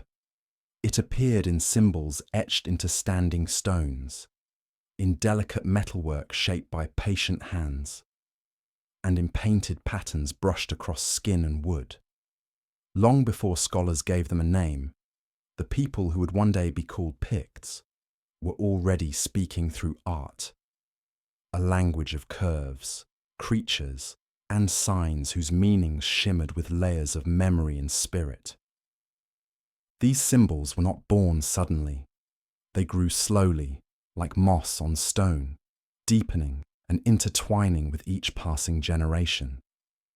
In earlier centuries, the carvings had been simple, spirals and ridges, shapes that suggested movement or the cycles of the world. But now, as confederations formed and identity strengthened, the symbols blossomed into a visual language unlike any other in ancient Europe. Imagine a broad valley at midsummer, the air warm and filled with the scent of wildflowers. A group gathers near a tall stone that leans slightly toward the sky. Its surface, once rough, has been carefully smoothed by generations of hands. Today, a new symbol will be carved. A skilled artisan sits cross-legged before the stone, his tools laid neatly beside him: hammerstone, bronze chisels, and small flakes of quartz. Around him, the community watches in reverent silence, for the carving of a symbol is both an act of artistry and an act of remembrance. The artisan begins with gentle taps, each one creating a tiny indentation. Slowly, a curve begins to take shape, a crescent perhaps, or the start of a circle. The sound of stone meeting stone echoes softly across the valley. Children watch with wide eyes, as if witnessing a sacred rite. Elders murmur quietly, remembering other carvings, other gatherings beneath different skies. When the final line is shaped, the stone seems to breathe with new life, bearing a message that will endure long after its carver is gone. These symbols were not simply decorations. They were expressions of identity, lineage, memory, and spirit. Some stones marked boundaries between tribal lands. Others commemorated alliances formed during gatherings of confederations. Still others stood near sacred groves or ancient burial mounds, linking the living with their ancestors. The symbols spoke a language understood within the community, a language that did not need writing, for it lived in story and practice. Among the most recognizable motifs were the crescent and V-rod, the double disc and Z-rod, and the enigmatic Pictish beast, a creature with long curved snout and arching back, its form halfway between natural and imagined. These designs held meanings that flowed through generations, even if the full interpretations are now carried only by the land itself. To the people who carved them, each shape carried memory, a reminder of alliances, spiritual beliefs, or ancestral lineages carefully preserved over time. Art, however, was not confined to stone. It flowed through countless materials: wood, bone, metal, and skin. Skilled metalworkers shaped delicate brooches of bronze, silver, or iron, their surfaces adorned with swirling patterns that echoed the curves of the carved stones. Warriors wore these brooches not as symbols of rank, but as tokens of identity, fasteners for woolen cloaks dyed in soft greens and browns. Women wore finely crafted pins and pendants that caught the light when they moved, each one carrying a quiet story known only within their families. Wood carving was similarly widespread. Household objects, spoons, bowls, staffs, bore simple designs etched with care. Some were purely decorative, while others held deeper meaning. A carved spiral on a child's toy might symbolize protection. A pattern on a doorpost might honor the spirits believed to watch over the home. These objects were passed down with affection, treasured not for their material worth, but for the lineage of hands that had shaped and held them. Painting, too, played a role in this creative world. Pigments were made from crushed minerals, charcoal, ochre, and plant dyes mixed with animal fat or water. These paints were applied to wood, textiles, and sometimes to the skin itself.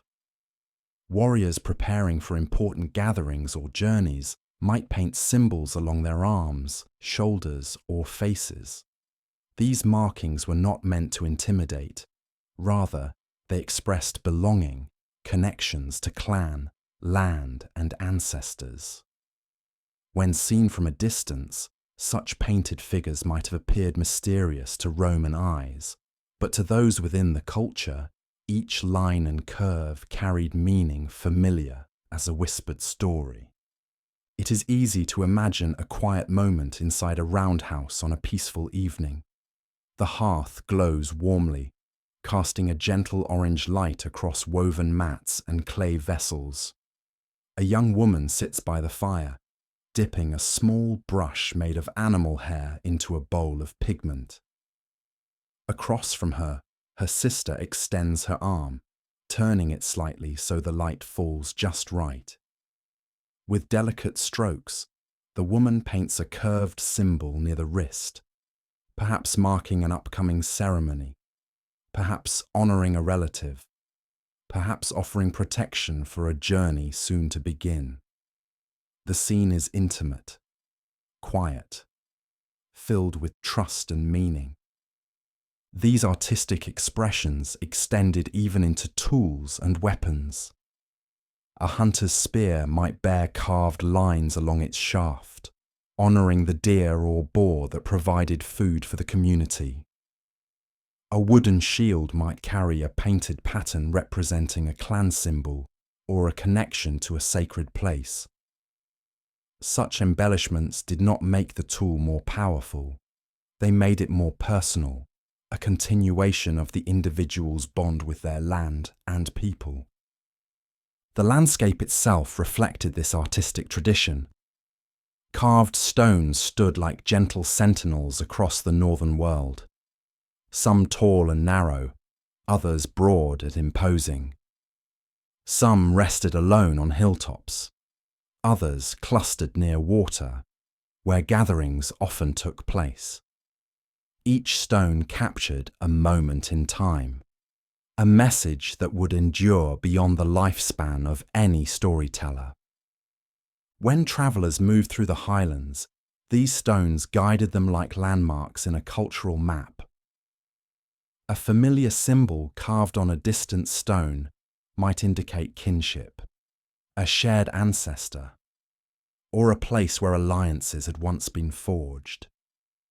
Travellers might pause before the stone, touching its weathered surface and whispering a quiet greeting, acknowledging the presence of those who had come before. Art also played a subtle role in diplomacy. When confederations met, they sometimes exchanged carved objects, tokens that symbolized agreement or friendship. A carved wooden disc might represent unity between two tribes. A small stone etched with a spiral could symbolize shared memory or the intention to protect one another during lean winters.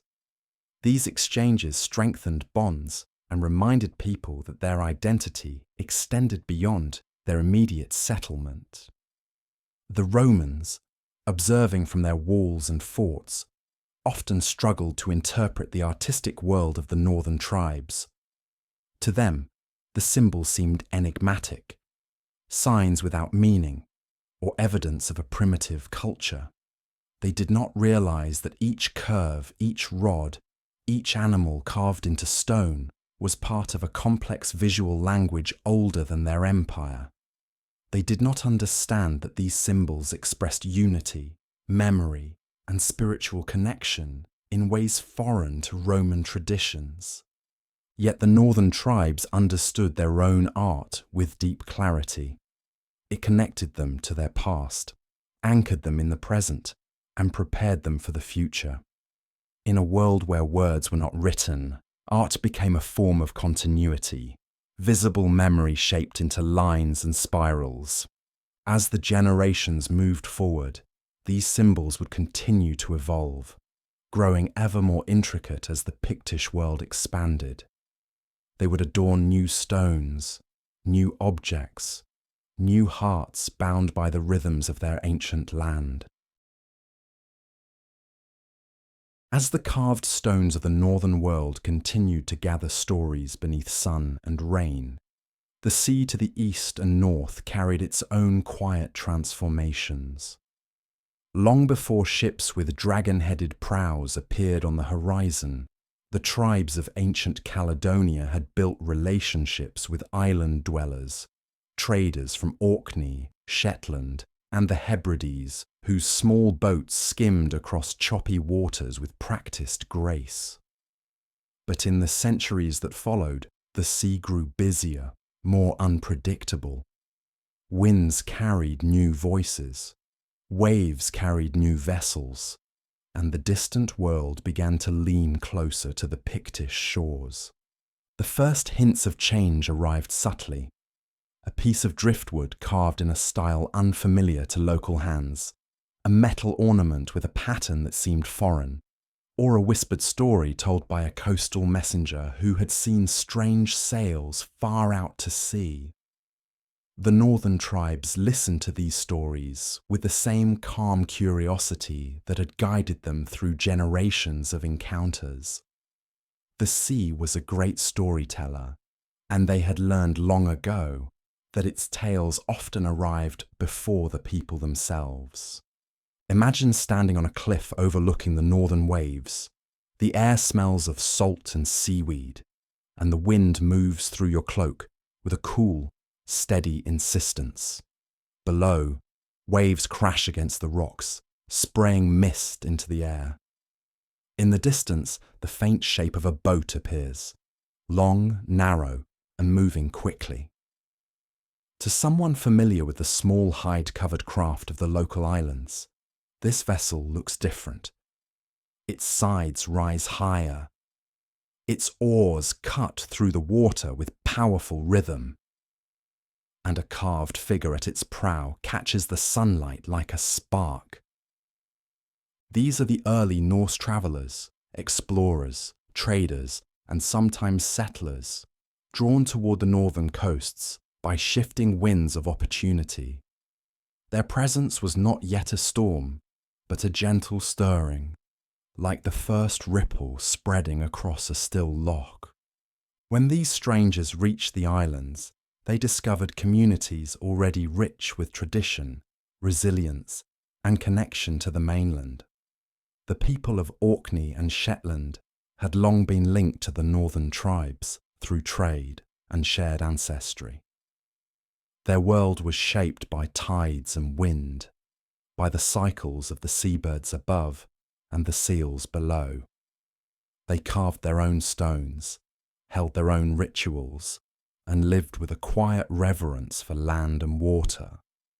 The early encounters between Norse travellers and these islanders were likely cautious, but not immediately hostile.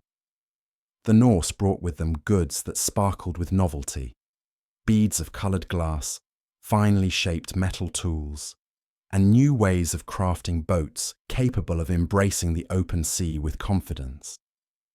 The islanders, in turn, offered fish, hides, carved ornaments of bone and stone, and knowledge of local waters that the newcomers found invaluable. These early exchanges drifted like gentle currents toward the Pictish mainland. Traders returning from the islands carried stories of tall strangers with braided hair, strong cloaks fastened by intricate brooches, and ships built for speed and long journeys.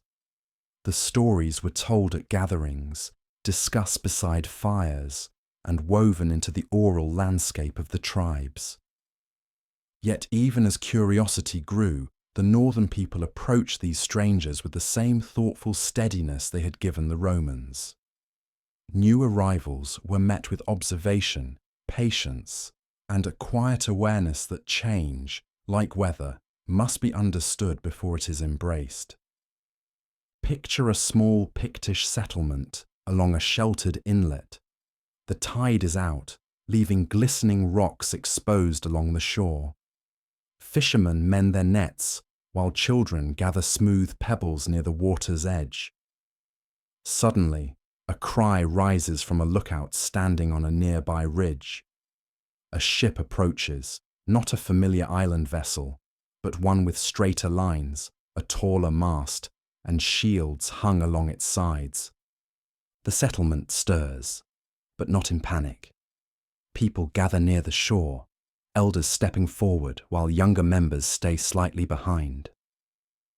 The arriving ship slows as it approaches, its oars rising from the water in careful unison.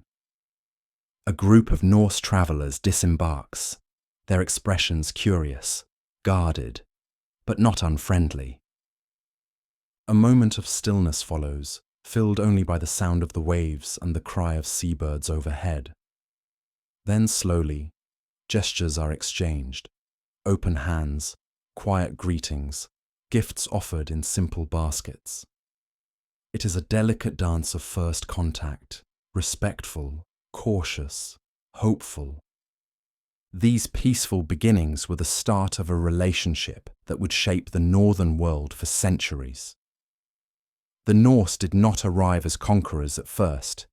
They arrived as explorers seeking new lands, new opportunities, and new connections. Their presence began gently, mixing into the rhythms of island and coastal life, like new notes added to an ancient song. Cultural exchange followed naturally. The Norse admired the Pictish art carved onto stones and wooden objects. They traded stories of distant lands where icy mountains rose from the sea and whales swam beneath shimmering northern lights. In return, the Pictish people shared knowledge of the land, forests thick with game, rivers rich with salmon, hills where blueberries grew in late summer. Over time, the Norse began to settle in small numbers on the islands. Their longhouses, built of timber and turf, rose alongside older structures. Their children played with island children.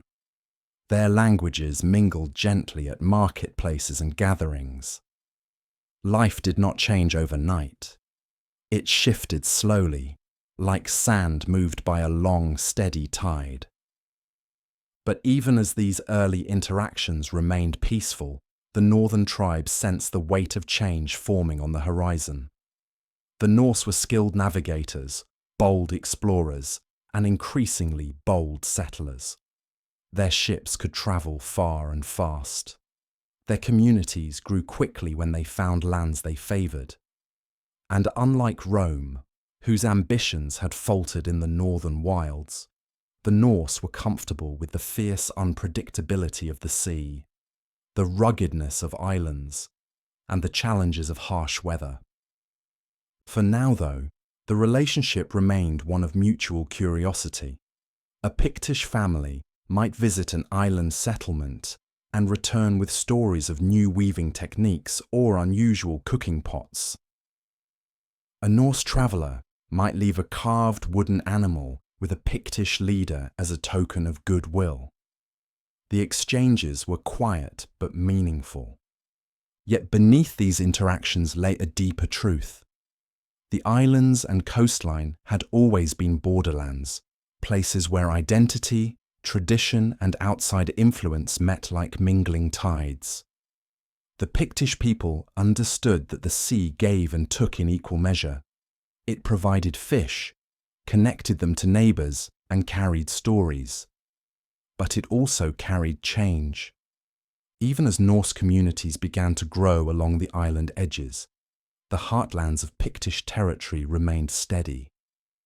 Their sacred groves, silent stones, and interwoven confederations continued to shape daily life.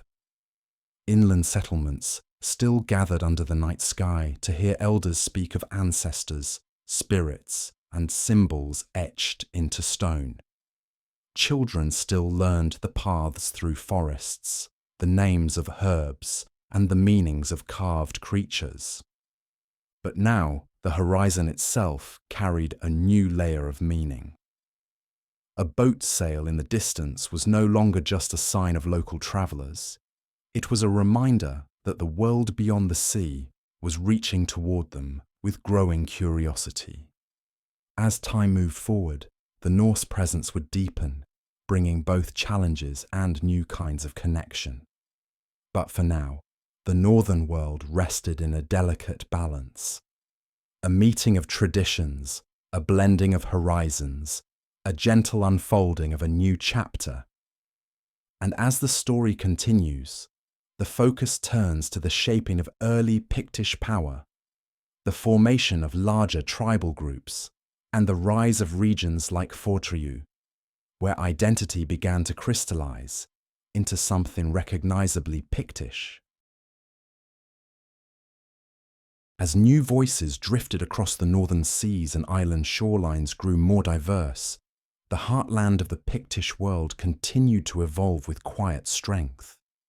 The land that had nurtured scattered tribes for centuries now nurtured something new, something still fluid, but beginning to take shape.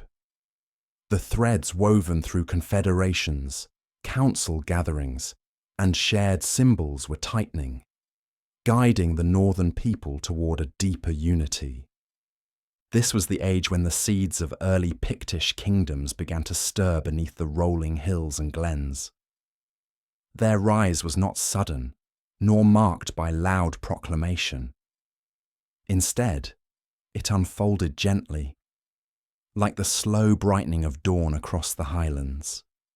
Tribes that had long worked side by side began to feel the pull of closer kinship. Regions, once loosely defined, grew more distinct. And among these emerging centres of influence, one region would rise above the rest in memory and record: Fortriu.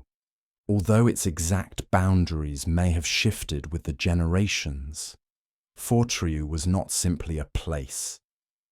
It was a heartland of Pictish cohesion, where identity blended with tradition, and where leadership carried both spiritual and practical weight.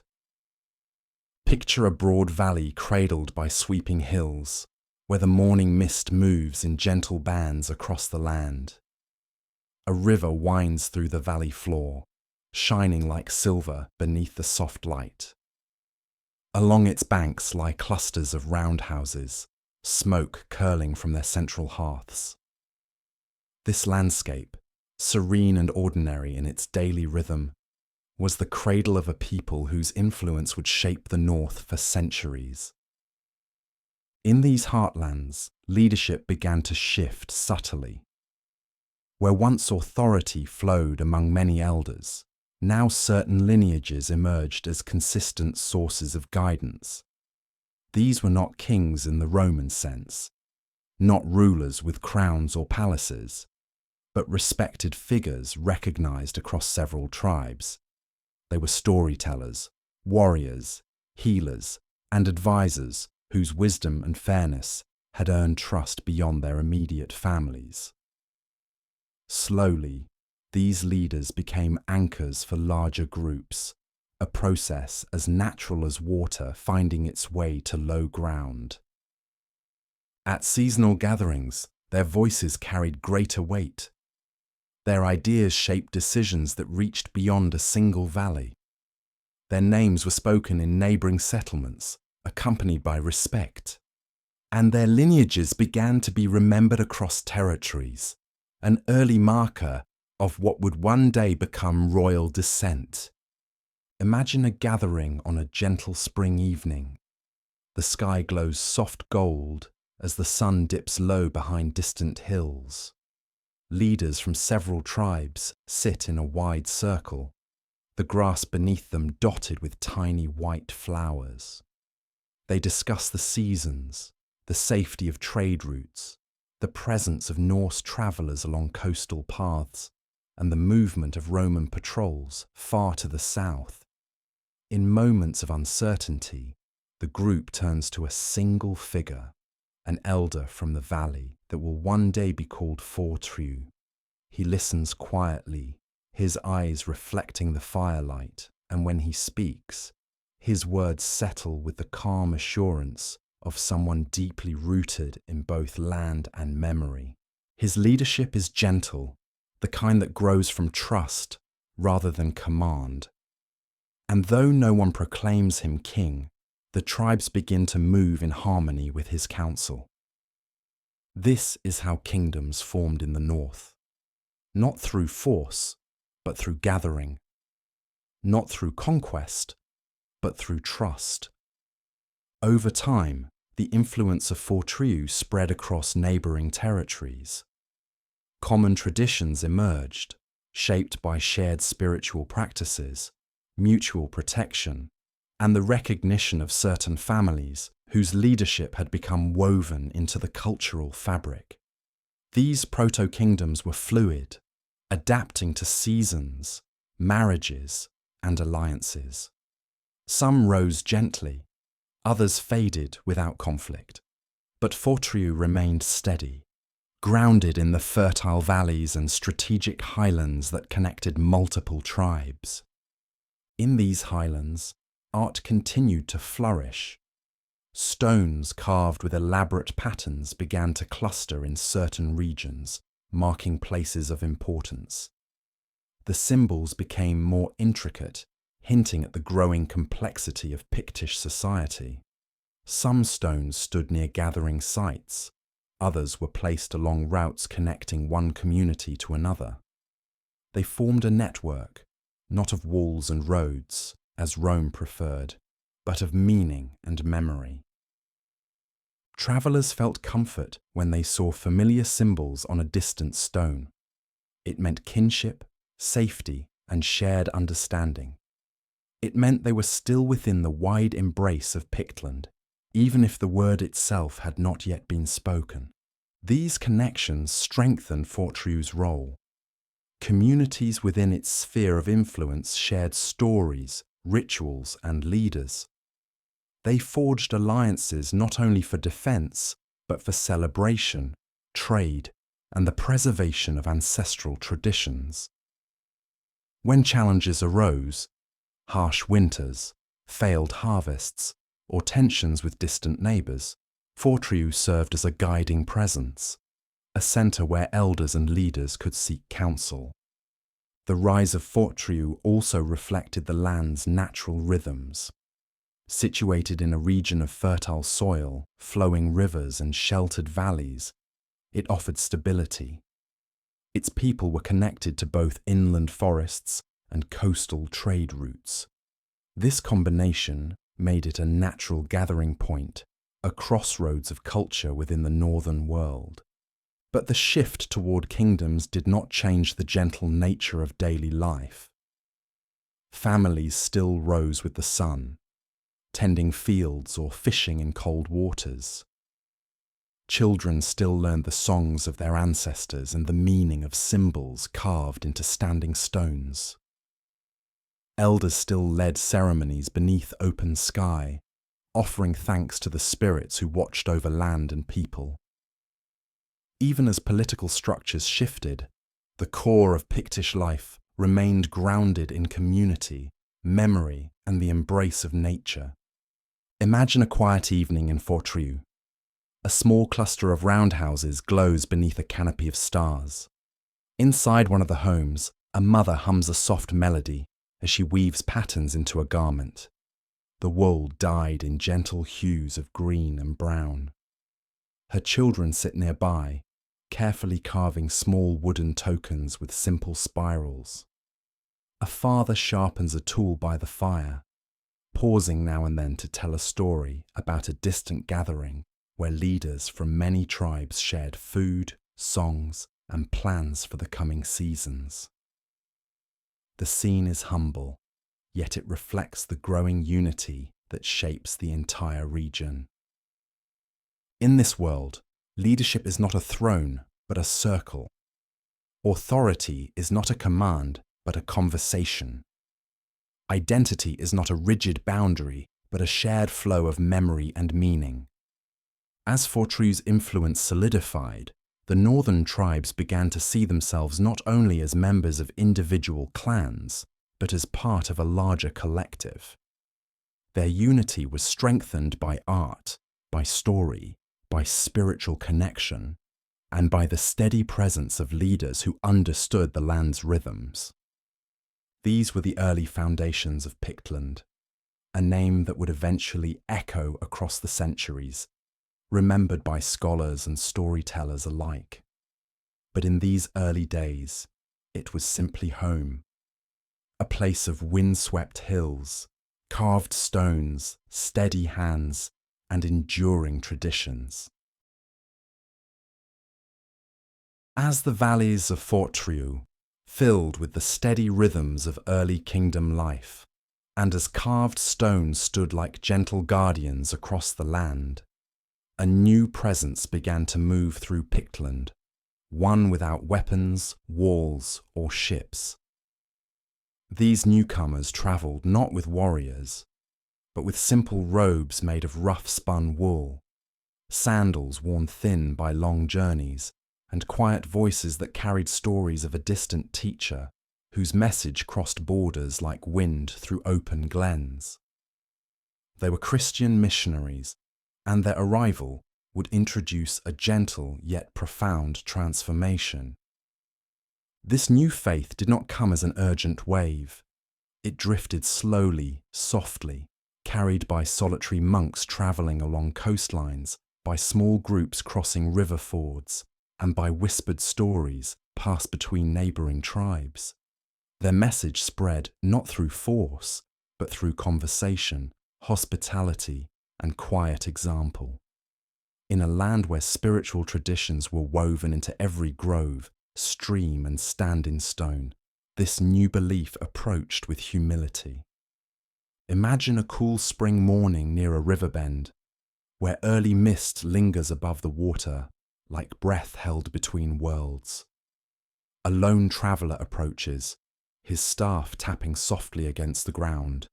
His hair is wind-tangled, his cloak patched many times, yet his steps are steady.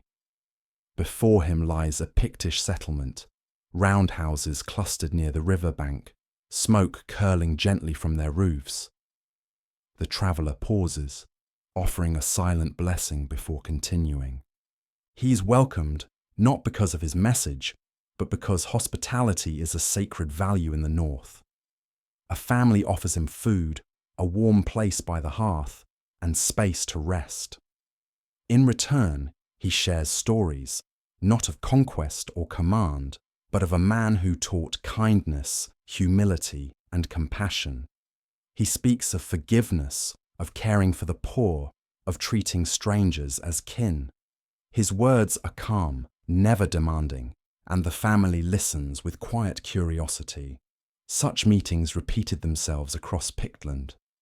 One household at a time, one story at a time, the new faith touched the edges of daily life. Christianity did not replace the old beliefs instantly. Instead, it settled gently beside them, like a new stream running alongside an older river. The Picts, whose spiritual traditions honoured nature, ancestors, and unseen spirits, found echoes of their own worldview in the missionaries' teachings, especially the emphasis on care, compassion, and community. In some places, missionaries built small huts or simple wooden chapels near sacred groves, choosing locations where the people already felt the presence of something greater. Rather than erasing the old, they listened to it, learned from it, and gently guided its meaning toward their new teachings. This approach created a unique form of early Pictish Christianity, one shaped by the land, by ancestral memory, and by the symbols carved into stone. Soon, small monastic communities began to appear. Unlike the great stone monasteries of later centuries, these early foundations were humble places, clusters of wooden huts, simple workshops, small gardens, and quiet gathering huts shaped like roundhouses, but used for prayer and study. Each monastery was like a small, glowing hearth in the landscape, radiating warmth and learning into the surrounding communities. Imagine one of these early monastic sites perched on a small island just off the northern coast. The sea murmurs around it gently, waves brushing the rocky shore. A ring of small huts stands in a simple circle, their walls made of wattle and daub, their roofs of thatch. Within the circle, a monk tends a small garden, herbs, barley, and hardy vegetables growing in neat rows. Another monk copies a manuscript, shaping each letter with careful strokes on a parchment made from sheepskin. Their lives unfold in quiet rhythm, guided by prayer, work, and study. Nearby, islanders visit for blessings, healing herbs, or guidance. Children come to listen to stories. Travellers stop for shelter when storms rise suddenly over the sea. In these moments, the monastery becomes both sanctuary and school, its door open to all who approach. The Pictish people were drawn to these places not out of obligation, but out of curiosity and respect. The monks did not challenge their traditions aggressively. Instead, they offered gentle insights, practical wisdom, and steady friendship. Over time, local leaders began to form relationships with missionaries. A respected leader might invite one to stay in their settlement for a season, to speak with elders, to share stories.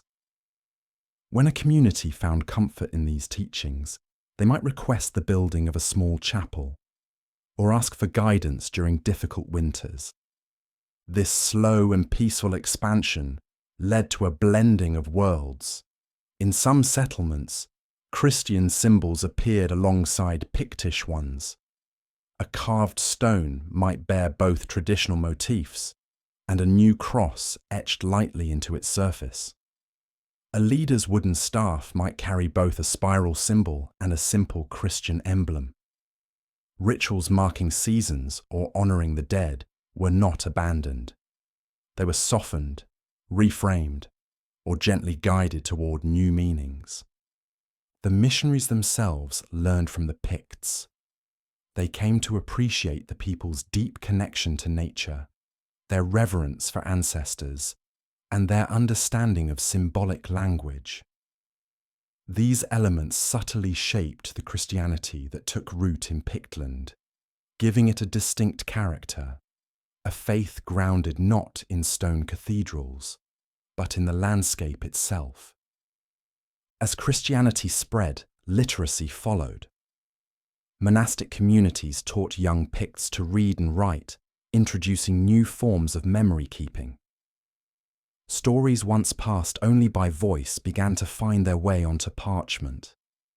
Names of leaders, events, and places were recorded with care. This new skill quietly strengthened emerging kingdoms. With writing came the ability to communicate across distances, to record treaties, to preserve genealogies, and to keep accounts of trade and tribute. Still, the transition remained gentle. Even as some leaders converted, they continued to hold gatherings under open skies, honouring the land's ancient presence. Even as monks copied manuscripts, they still shared meals with local farmers, listened to elders' stories, and respected the rhythms of rural life. The spread of Christianity also brought new forms of community support. Monastic sites cared for the sick, sheltered travellers, and offered food during lean winters. Their steady presence brought comfort, especially during times of uncertainty. For many Picts, the new faith became not only a spiritual path, but a source of stability woven into the fabric of daily life. Picture a winter evening near Fortriu. Snow falls in soft, silent flakes, covering the ground in a pale, gentle layer. In a small chapel made of timber and turf, a monk lights a simple oil lamp. Its glow touches the wooden walls, casting warm light across a gathering of families. They sit together on woven mats as the monk speaks softly, telling a story of compassion, of healing, of hope. Outside, the wind murmurs across the hills, but inside the chapel, there is warmth, unity, and a sense of peace. The blending of old and new continued for generations. Pictish art flourished, now enriched by Christian symbolism. Monastic communities grew into centres of learning. Leaders began to see themselves not only as guardians of land and lineage, but also as protectors of faith. Yet even in this changing world, the Pictish spirit endured. Their symbols, stories, and sense of belonging remained rooted in the land. Christianity did not erase their identity. It added another layer to it, one that would shape their future and influence the kingdom that would one day emerge from their world. And as missionaries settled into Pictland, another transformation began, one woven not through belief, but through the bonds of families, alliances, and royal lineages. As Pictland moved deeper into the age of quiet spiritual change, another transformation began to unfold, one woven not through monasteries or missionaries, but through families, marriages, and the soft negotiations that shaped leadership across generations. The early kingdoms of the north did not have thrones carved from stone or adorned with jewels. Yet leadership, gentle, fluid, and rooted in kinship, played a central role in shaping the world that would eventually become medieval Scotland. This was the age when the tapestry of Pictish royal lineages began to thicken, its threads crossing and intertwining in patterns as intricate as the symbols etched into standing stones. Leadership shifted not through conquest, but through alliances crafted with care. Marriages bound families together, council gatherings affirmed new bonds, and the memory of ancestors guided every choice. Imagine a late autumn morning in the heart of Fortriu. Mist clings to the hillsides as if reluctant to leave them. In a wide meadow, a gathering is underway. Families from several territories arrive on quiet footpaths, cloaks wrapped tightly around them against the chill. They greet one another with warm smiles, exchanging woven goods, carved trinkets, and stories of recent harvests. But beneath these gentle exchanges lies a deeper purpose: the forming of a new alliance. At the centre of the meadow stands a broad hearth, its flames rising with soft, steady light. Around it sit elders, leaders, and kin from two major lineages. Their conversation drifts like the smoke above the fire, measured, thoughtful, and filled with calm sincerity. A marriage has been proposed between two young adults from respected families, each carrying traditions and lineage that stretch far into the past. Their union is not a political strategy in the modern sense. It is an affirmation of trust, a promise of unity that will ripple quietly through generations. When the agreement is reached, there is no grand proclamation. The families simply place symbolic objects, perhaps a carved stone, a woven cloth, or a shared basket of grain, near the central hearth. The items glow gently in the firelight, representing a bond formed not by force, but by mutual respect. The young couple, standing close, exchange brief but heartfelt words, aware that their partnership will carry meaning far beyond their own lives. Such alliances created stability within the early Pictish kingdoms. They wove communities together, linking hills, valleys, and coastal settlements through shared leadership. Over time, these bonds formed networks of kinship so intricate that nearly every tribe could trace connections, however distant, to others across Pictland. These threads shaped political life, spiritual continuity, and the resilience of the entire region. Unlike many societies of the ancient world, the Picts placed great importance on matrilineal descent, the tracing of lineage through women. While scholars still debate the exact nature of this practice, tradition suggests that leadership often passed through the mother's line. This system, deeply rooted in Pictish culture, strengthened female roles in politics and community life. Mothers, sisters, and daughters held essential positions in guiding lineage, inheritance, and the transfer of leadership. In a roundhouse warmed by firelight, one can imagine a Pictish woman seated among her family, her voice steady as she recounts the history of her lineage. Children listen intently, learning the names and stories of ancestors whose presence still hums like a heartbeat beneath the rhythms of daily life.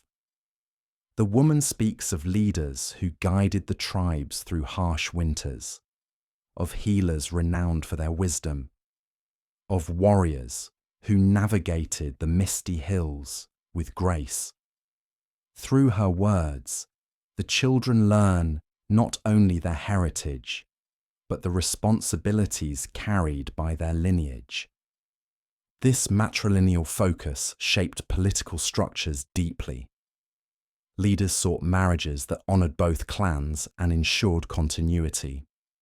Alliances formed through women created bridges between tribes, binding territories into cohesive units. When leaders gathered for council, they carried not only their own authority, but the weight of their mothers' and grandmothers' lineages, an invisible but powerful thread that guided decision-making.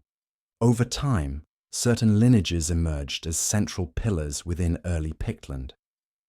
Their influence spread across wide regions, from Fortriu in the north to the lands near the River Tay, and even into the far reaches of the eastern coast.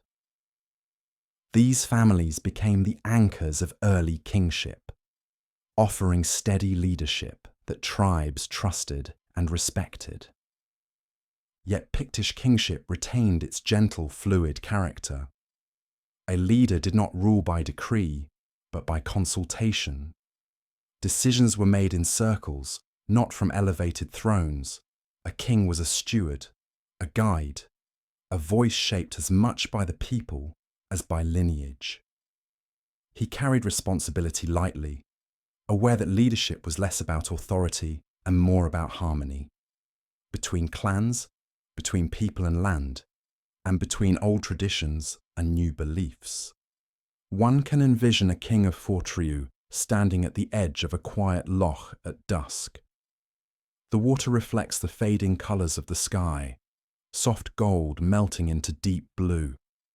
He watches ducks glide across the surface, their ripples creating gentle rings that expand outward. This image mirrors his role.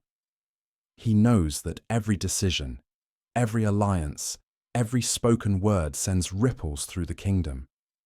And so he acts with care, guided by wisdom, ancestors, and the stories etched into the land.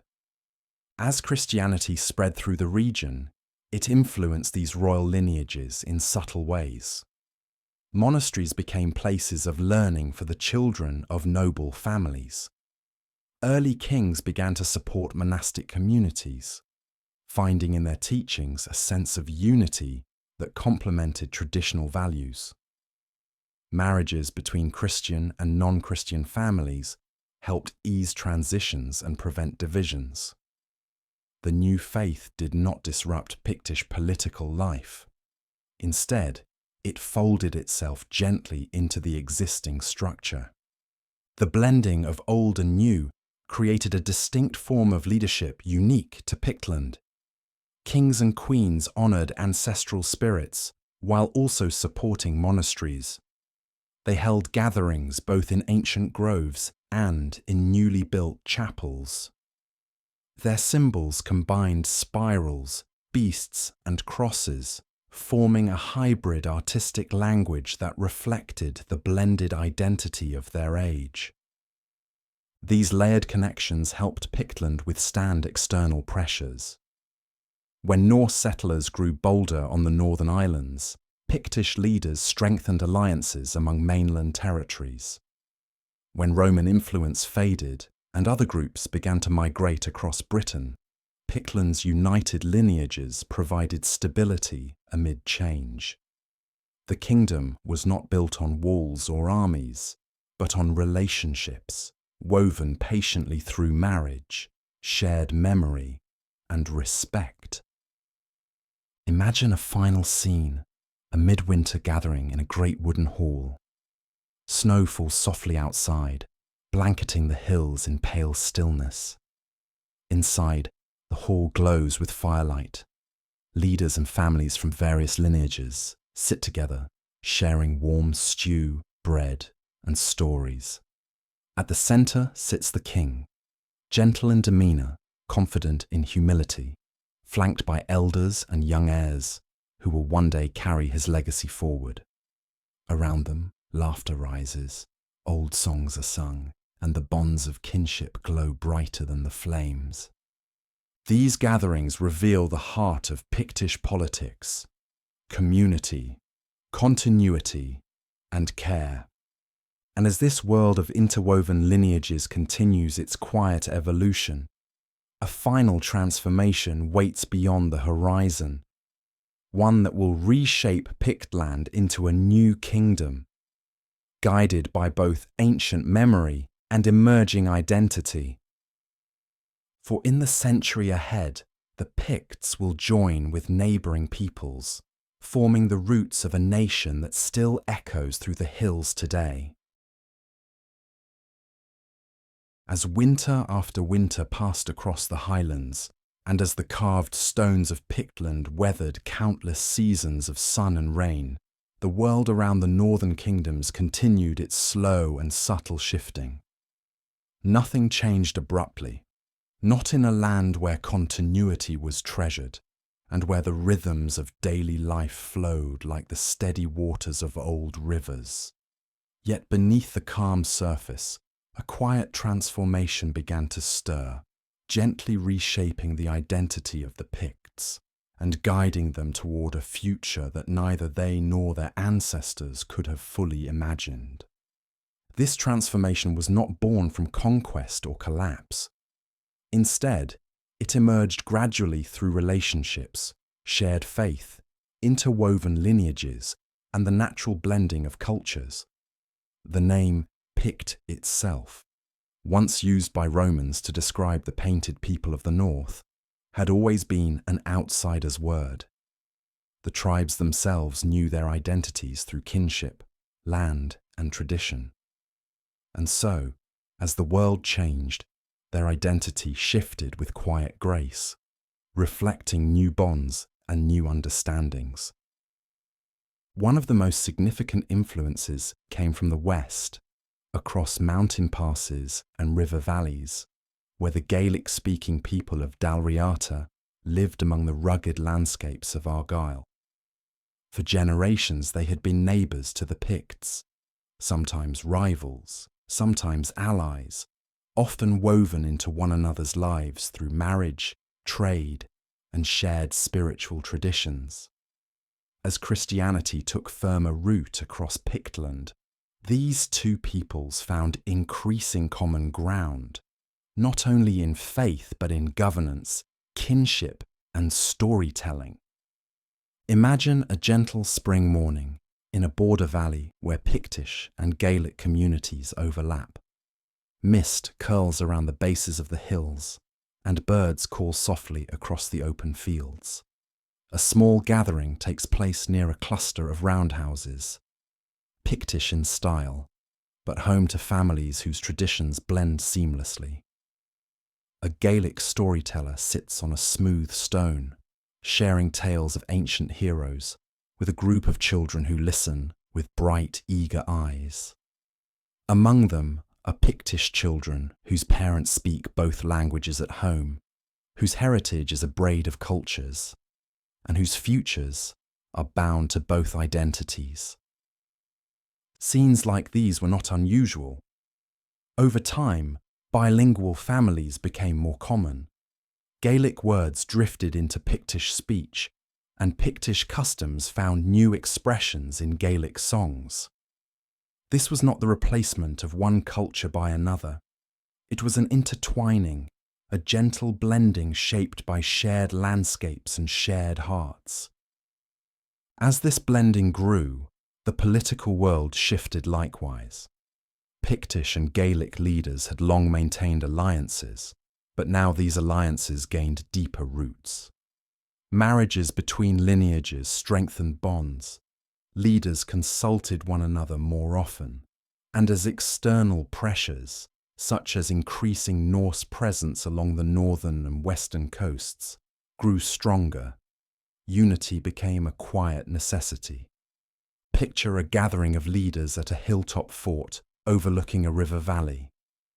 The view stretches endlessly, rolling hills, patches of forest, glimmering water reflecting the muted sky. Around the fire sit Pictish kings and Gaelic chieftains, their cloaks rustling softly in the cool wind. They speak not with urgency, but with thoughtful calm. Discussions drift from trade and harvests to shared concerns about coastal raids. They speak of the future, of the children growing in households that hold both Pictish and Gaelic traditions, and of the need for stronger unity to protect the land they all love. These conversations, held over many seasons and many meetings, created an atmosphere ripe for transformation. Among the leaders rising in influence was Cined mac Alpin, later known in legend as Kenneth MacAlpin. His lineage connected Pictish royal blood through his mother and Gaelic ancestry through his father. In him, two worlds intertwined naturally, without force or division. He represented a new generation shaped by blended heritage, shared faith, and the awareness that unity could bring strength where division left vulnerability. The transition to his leadership was not the sudden, dramatic upheaval later stories sometimes describe. Instead, it unfolded gradually, peacefully, almost softly. Some families saw in him a symbol of connection. Others recognized his lineage as legitimate from both cultural worlds. And still others believed that the land itself, through dreams, signs, or the quiet guidance of the ancestors, favored a union that would allow the people to stand together against future winds. Under Cineid's leadership, a new name began to gather meaning around the land: Alba. Alba was not a foreign imposition. It was a poetic ancient word shared across Celtic languages, meaning the land, the mountains, or the world of bright heights. It felt rooted in the hills, in the mist, in the rivers that had shaped the people for generations. The Picts did not vanish under this new name. Their identity flowed into Alba as naturally as rivers flow into the sea, losing nothing, gaining breadth, and joining with others to form something larger. Imagine a quiet ceremony marking this gentle turning of ages. A group gathers at the foot of a sacred hill, where standing stones lean toward the sky. Monks in simple robes stand beside elders whose faces are lined with memory. Children gather beside them, holding small carved tokens passed down through their families. The new king steps forward, calm, steady, humble. The wind moves across the hillside like a breath of blessing. No empire falls this day. No people vanish. Instead, the community embraces a name that unites them all, not erasing the past, but carrying it forward. In the years that follow, the change feels more like a soft blending than a break. Pictish symbols continue to adorn stones, now sometimes accompanied by Christian crosses or Gaelic patterns. Monasteries remain centres of learning, but their scripts begin to reflect Gaelic influence. Songs sung at gatherings shift gently in melody and language, yet still echo the heartbeats of Pictish ancestors. Pictish leaders continue to guide their regions, now working within a larger unity. Their customs shape Alba as deeply as Gaelic ones do. Their beliefs, stories, and symbols endure, woven into the foundations of the new kingdom. In coastal settlements, where Norse ships occasionally pass, families feel the comfort of stronger connections inland. In inland valleys, farmers sense that their children will grow up in a land that honours the past, yet embraces a future built on unity. On island shores, monks watch the horizon with calm awareness, knowing that Alba's strength lies not in walls or swords, but in the shared memory of its people. And beneath the shifting seasons, the land remains the constant thread. Hills that once knew only Pictish footpaths now echo with the footsteps of Alba's children. Rivers that once marked boundaries now serve as veins connecting communities. Standing stones still guard the glens, their symbols softened by time, but still whispering ancient stories to those who pause to listen. This quiet transformation, guided by lineage, shaped by faith, strengthened by unity, marks the gentle twilight of the Pictish age. Not an ending, but a blending, not a disappearance, but an evolution. As the land of Alba took shape, woven from Pictish memory, Gaelic tradition, and the steady rhythms of the northern world, the people who had once been called Picts did not vanish. They did not fade into silence or drift into forgotten corners of history. Instead, they became part of a larger story, their identity flowing into the currents of a new kingdom, like a river joining a vast and ancient sea. Their stones remained. Their stories endured. Their presence stretched across the hills, valleys and coastlines, humming quietly beneath the surface of everything that followed. To walk through modern Scotland is to walk through their memory. Imagine a soft summer morning as you wander through a green glen where sheep graze quietly along the slope. The air is mild, carrying the scent of grass warmed by early sunlight. A stream glimmers nearby, its waters clear and cold as it winds between stones smoothed by centuries. At first glance, the glen seems timeless, an open expanse of nature untouched by human hands. Yet as you continue, you find a lone standing stone rising from the earth like a patient guardian. Its carved surface, weathered by wind and rain, holds shapes that once spoke like words. Spirals, crescents, rods, and creatures whose forms hint at both the real and the imagined. These stones, still scattered across the northern landscape, are the voices of the Picts. They mark places of gathering, remembrance, and meaning. They watched as the Confederations grew. They witnessed the first monks arriving from distant shores. They stood quietly as Pictland became Alba, and they remain still, rooted in a silence that is not empty, but full of memory. The Picts may not have written their history in books, but they wrote it in stone, in the contours of the land, and in the traditions that flowed through generations. Their legacy lives in the place names that shape the maps of Scotland. Many hills and rivers still bear echoes of ancient Pictish language, soft syllables that drift across time like mist clinging to mountaintops. Names such as Pitlochry, Aberdeen, and Fortriu carry linguistic threads that lead back into the early centuries, where Pictish communities once gathered around fires and carved symbols into wood and stone. To speak these names aloud is to breathe traces of their identity into the present.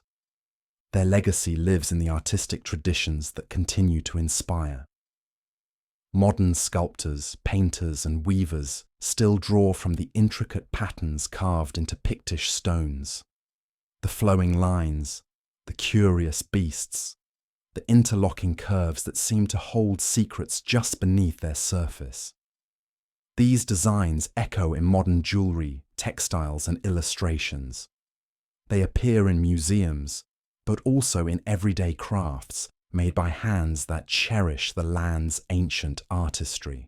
The Picts expressed meaning through symbols, and those symbols remain vibrant, continuing to spark imagination centuries later. Their legacy lives in the blending of cultures that shape Scotland. The quiet unification of Picts and Gaels into Alba form the foundations of the Scottish kingdom.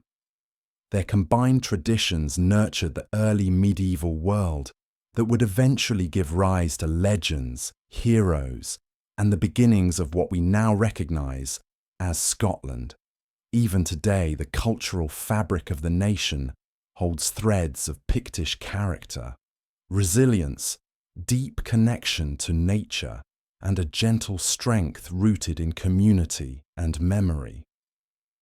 Their legacy lives in the land itself, in the rolling hills of Angus, where ancient fortresses once stood, in the forests of Perthshire, where clans gathered beneath tall pines, in the coastline of Moray, where carved stones overlook waves that continue to break as they always have. In the islands of Orkney and Shetland, where Pictish settlements once watched for sails on the horizon. If you walk these landscapes today, you may feel a stillness that carries more than quiet. It carries time. Picture a traveller walking at dusk along a narrow path, worn into the earth by centuries of footsteps. The sky above glows soft pink, deepening into the gentle blue of twilight. Birds settle into their nests, and the wind cools as evening gathers. Along the path, the traveller sees another carved stone, half hidden by tall grasses. Kneeling beside it, they trace the lines gently with their fingertips, the ancient curve of a crescent, the faint outline of a mysterious beast. Though the full meanings of the symbols have been softened by time, the feeling remains: connection, continuity, presence. It is in these moments that the Picts feel closest, across centuries, yet as near as the breath of wind on your cheek. The Picts also left their mark in the stories that survived through oral tradition, tales of warriors moving like shadows through misty glens, of wise leaders whose visions shaped early alliances, of healers who learned secrets from nature, and of children who grew into guardians of sacred groves and memory. These stories passed from generation to generation, seeded later Scottish folklore, influencing legends of hidden places, enchanted glens, and ancient guardians carved from stone and spirit. Modern historians continue to seek the Picts through archaeological studies, exploring ancient hill forts, riverbanks, burial mounds, and forgotten settlements. Every shard of pottery, every carved stone fragment, every buried tool adds a quiet piece to the mosaic of their world.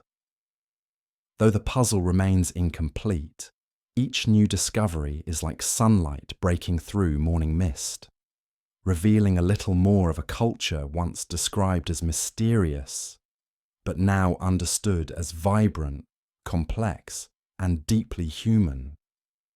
The Picts were never defined by mystery, they were defined by endurance, by the way they lived close to the land, shaped by its seasons, its forests, and its wide skies, by the way they carved meaning into stone, trusting it to hold their stories long after their voices faded, by the way they adapted, blending with neighbours while keeping the spirit of their identity intact.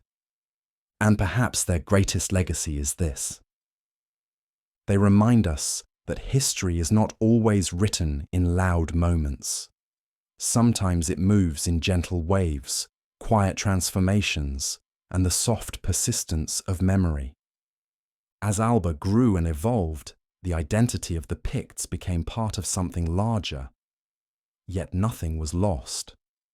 Their symbols, their spirit, their connection to the land, all of these were carried forward into the unfolding story of Scotland.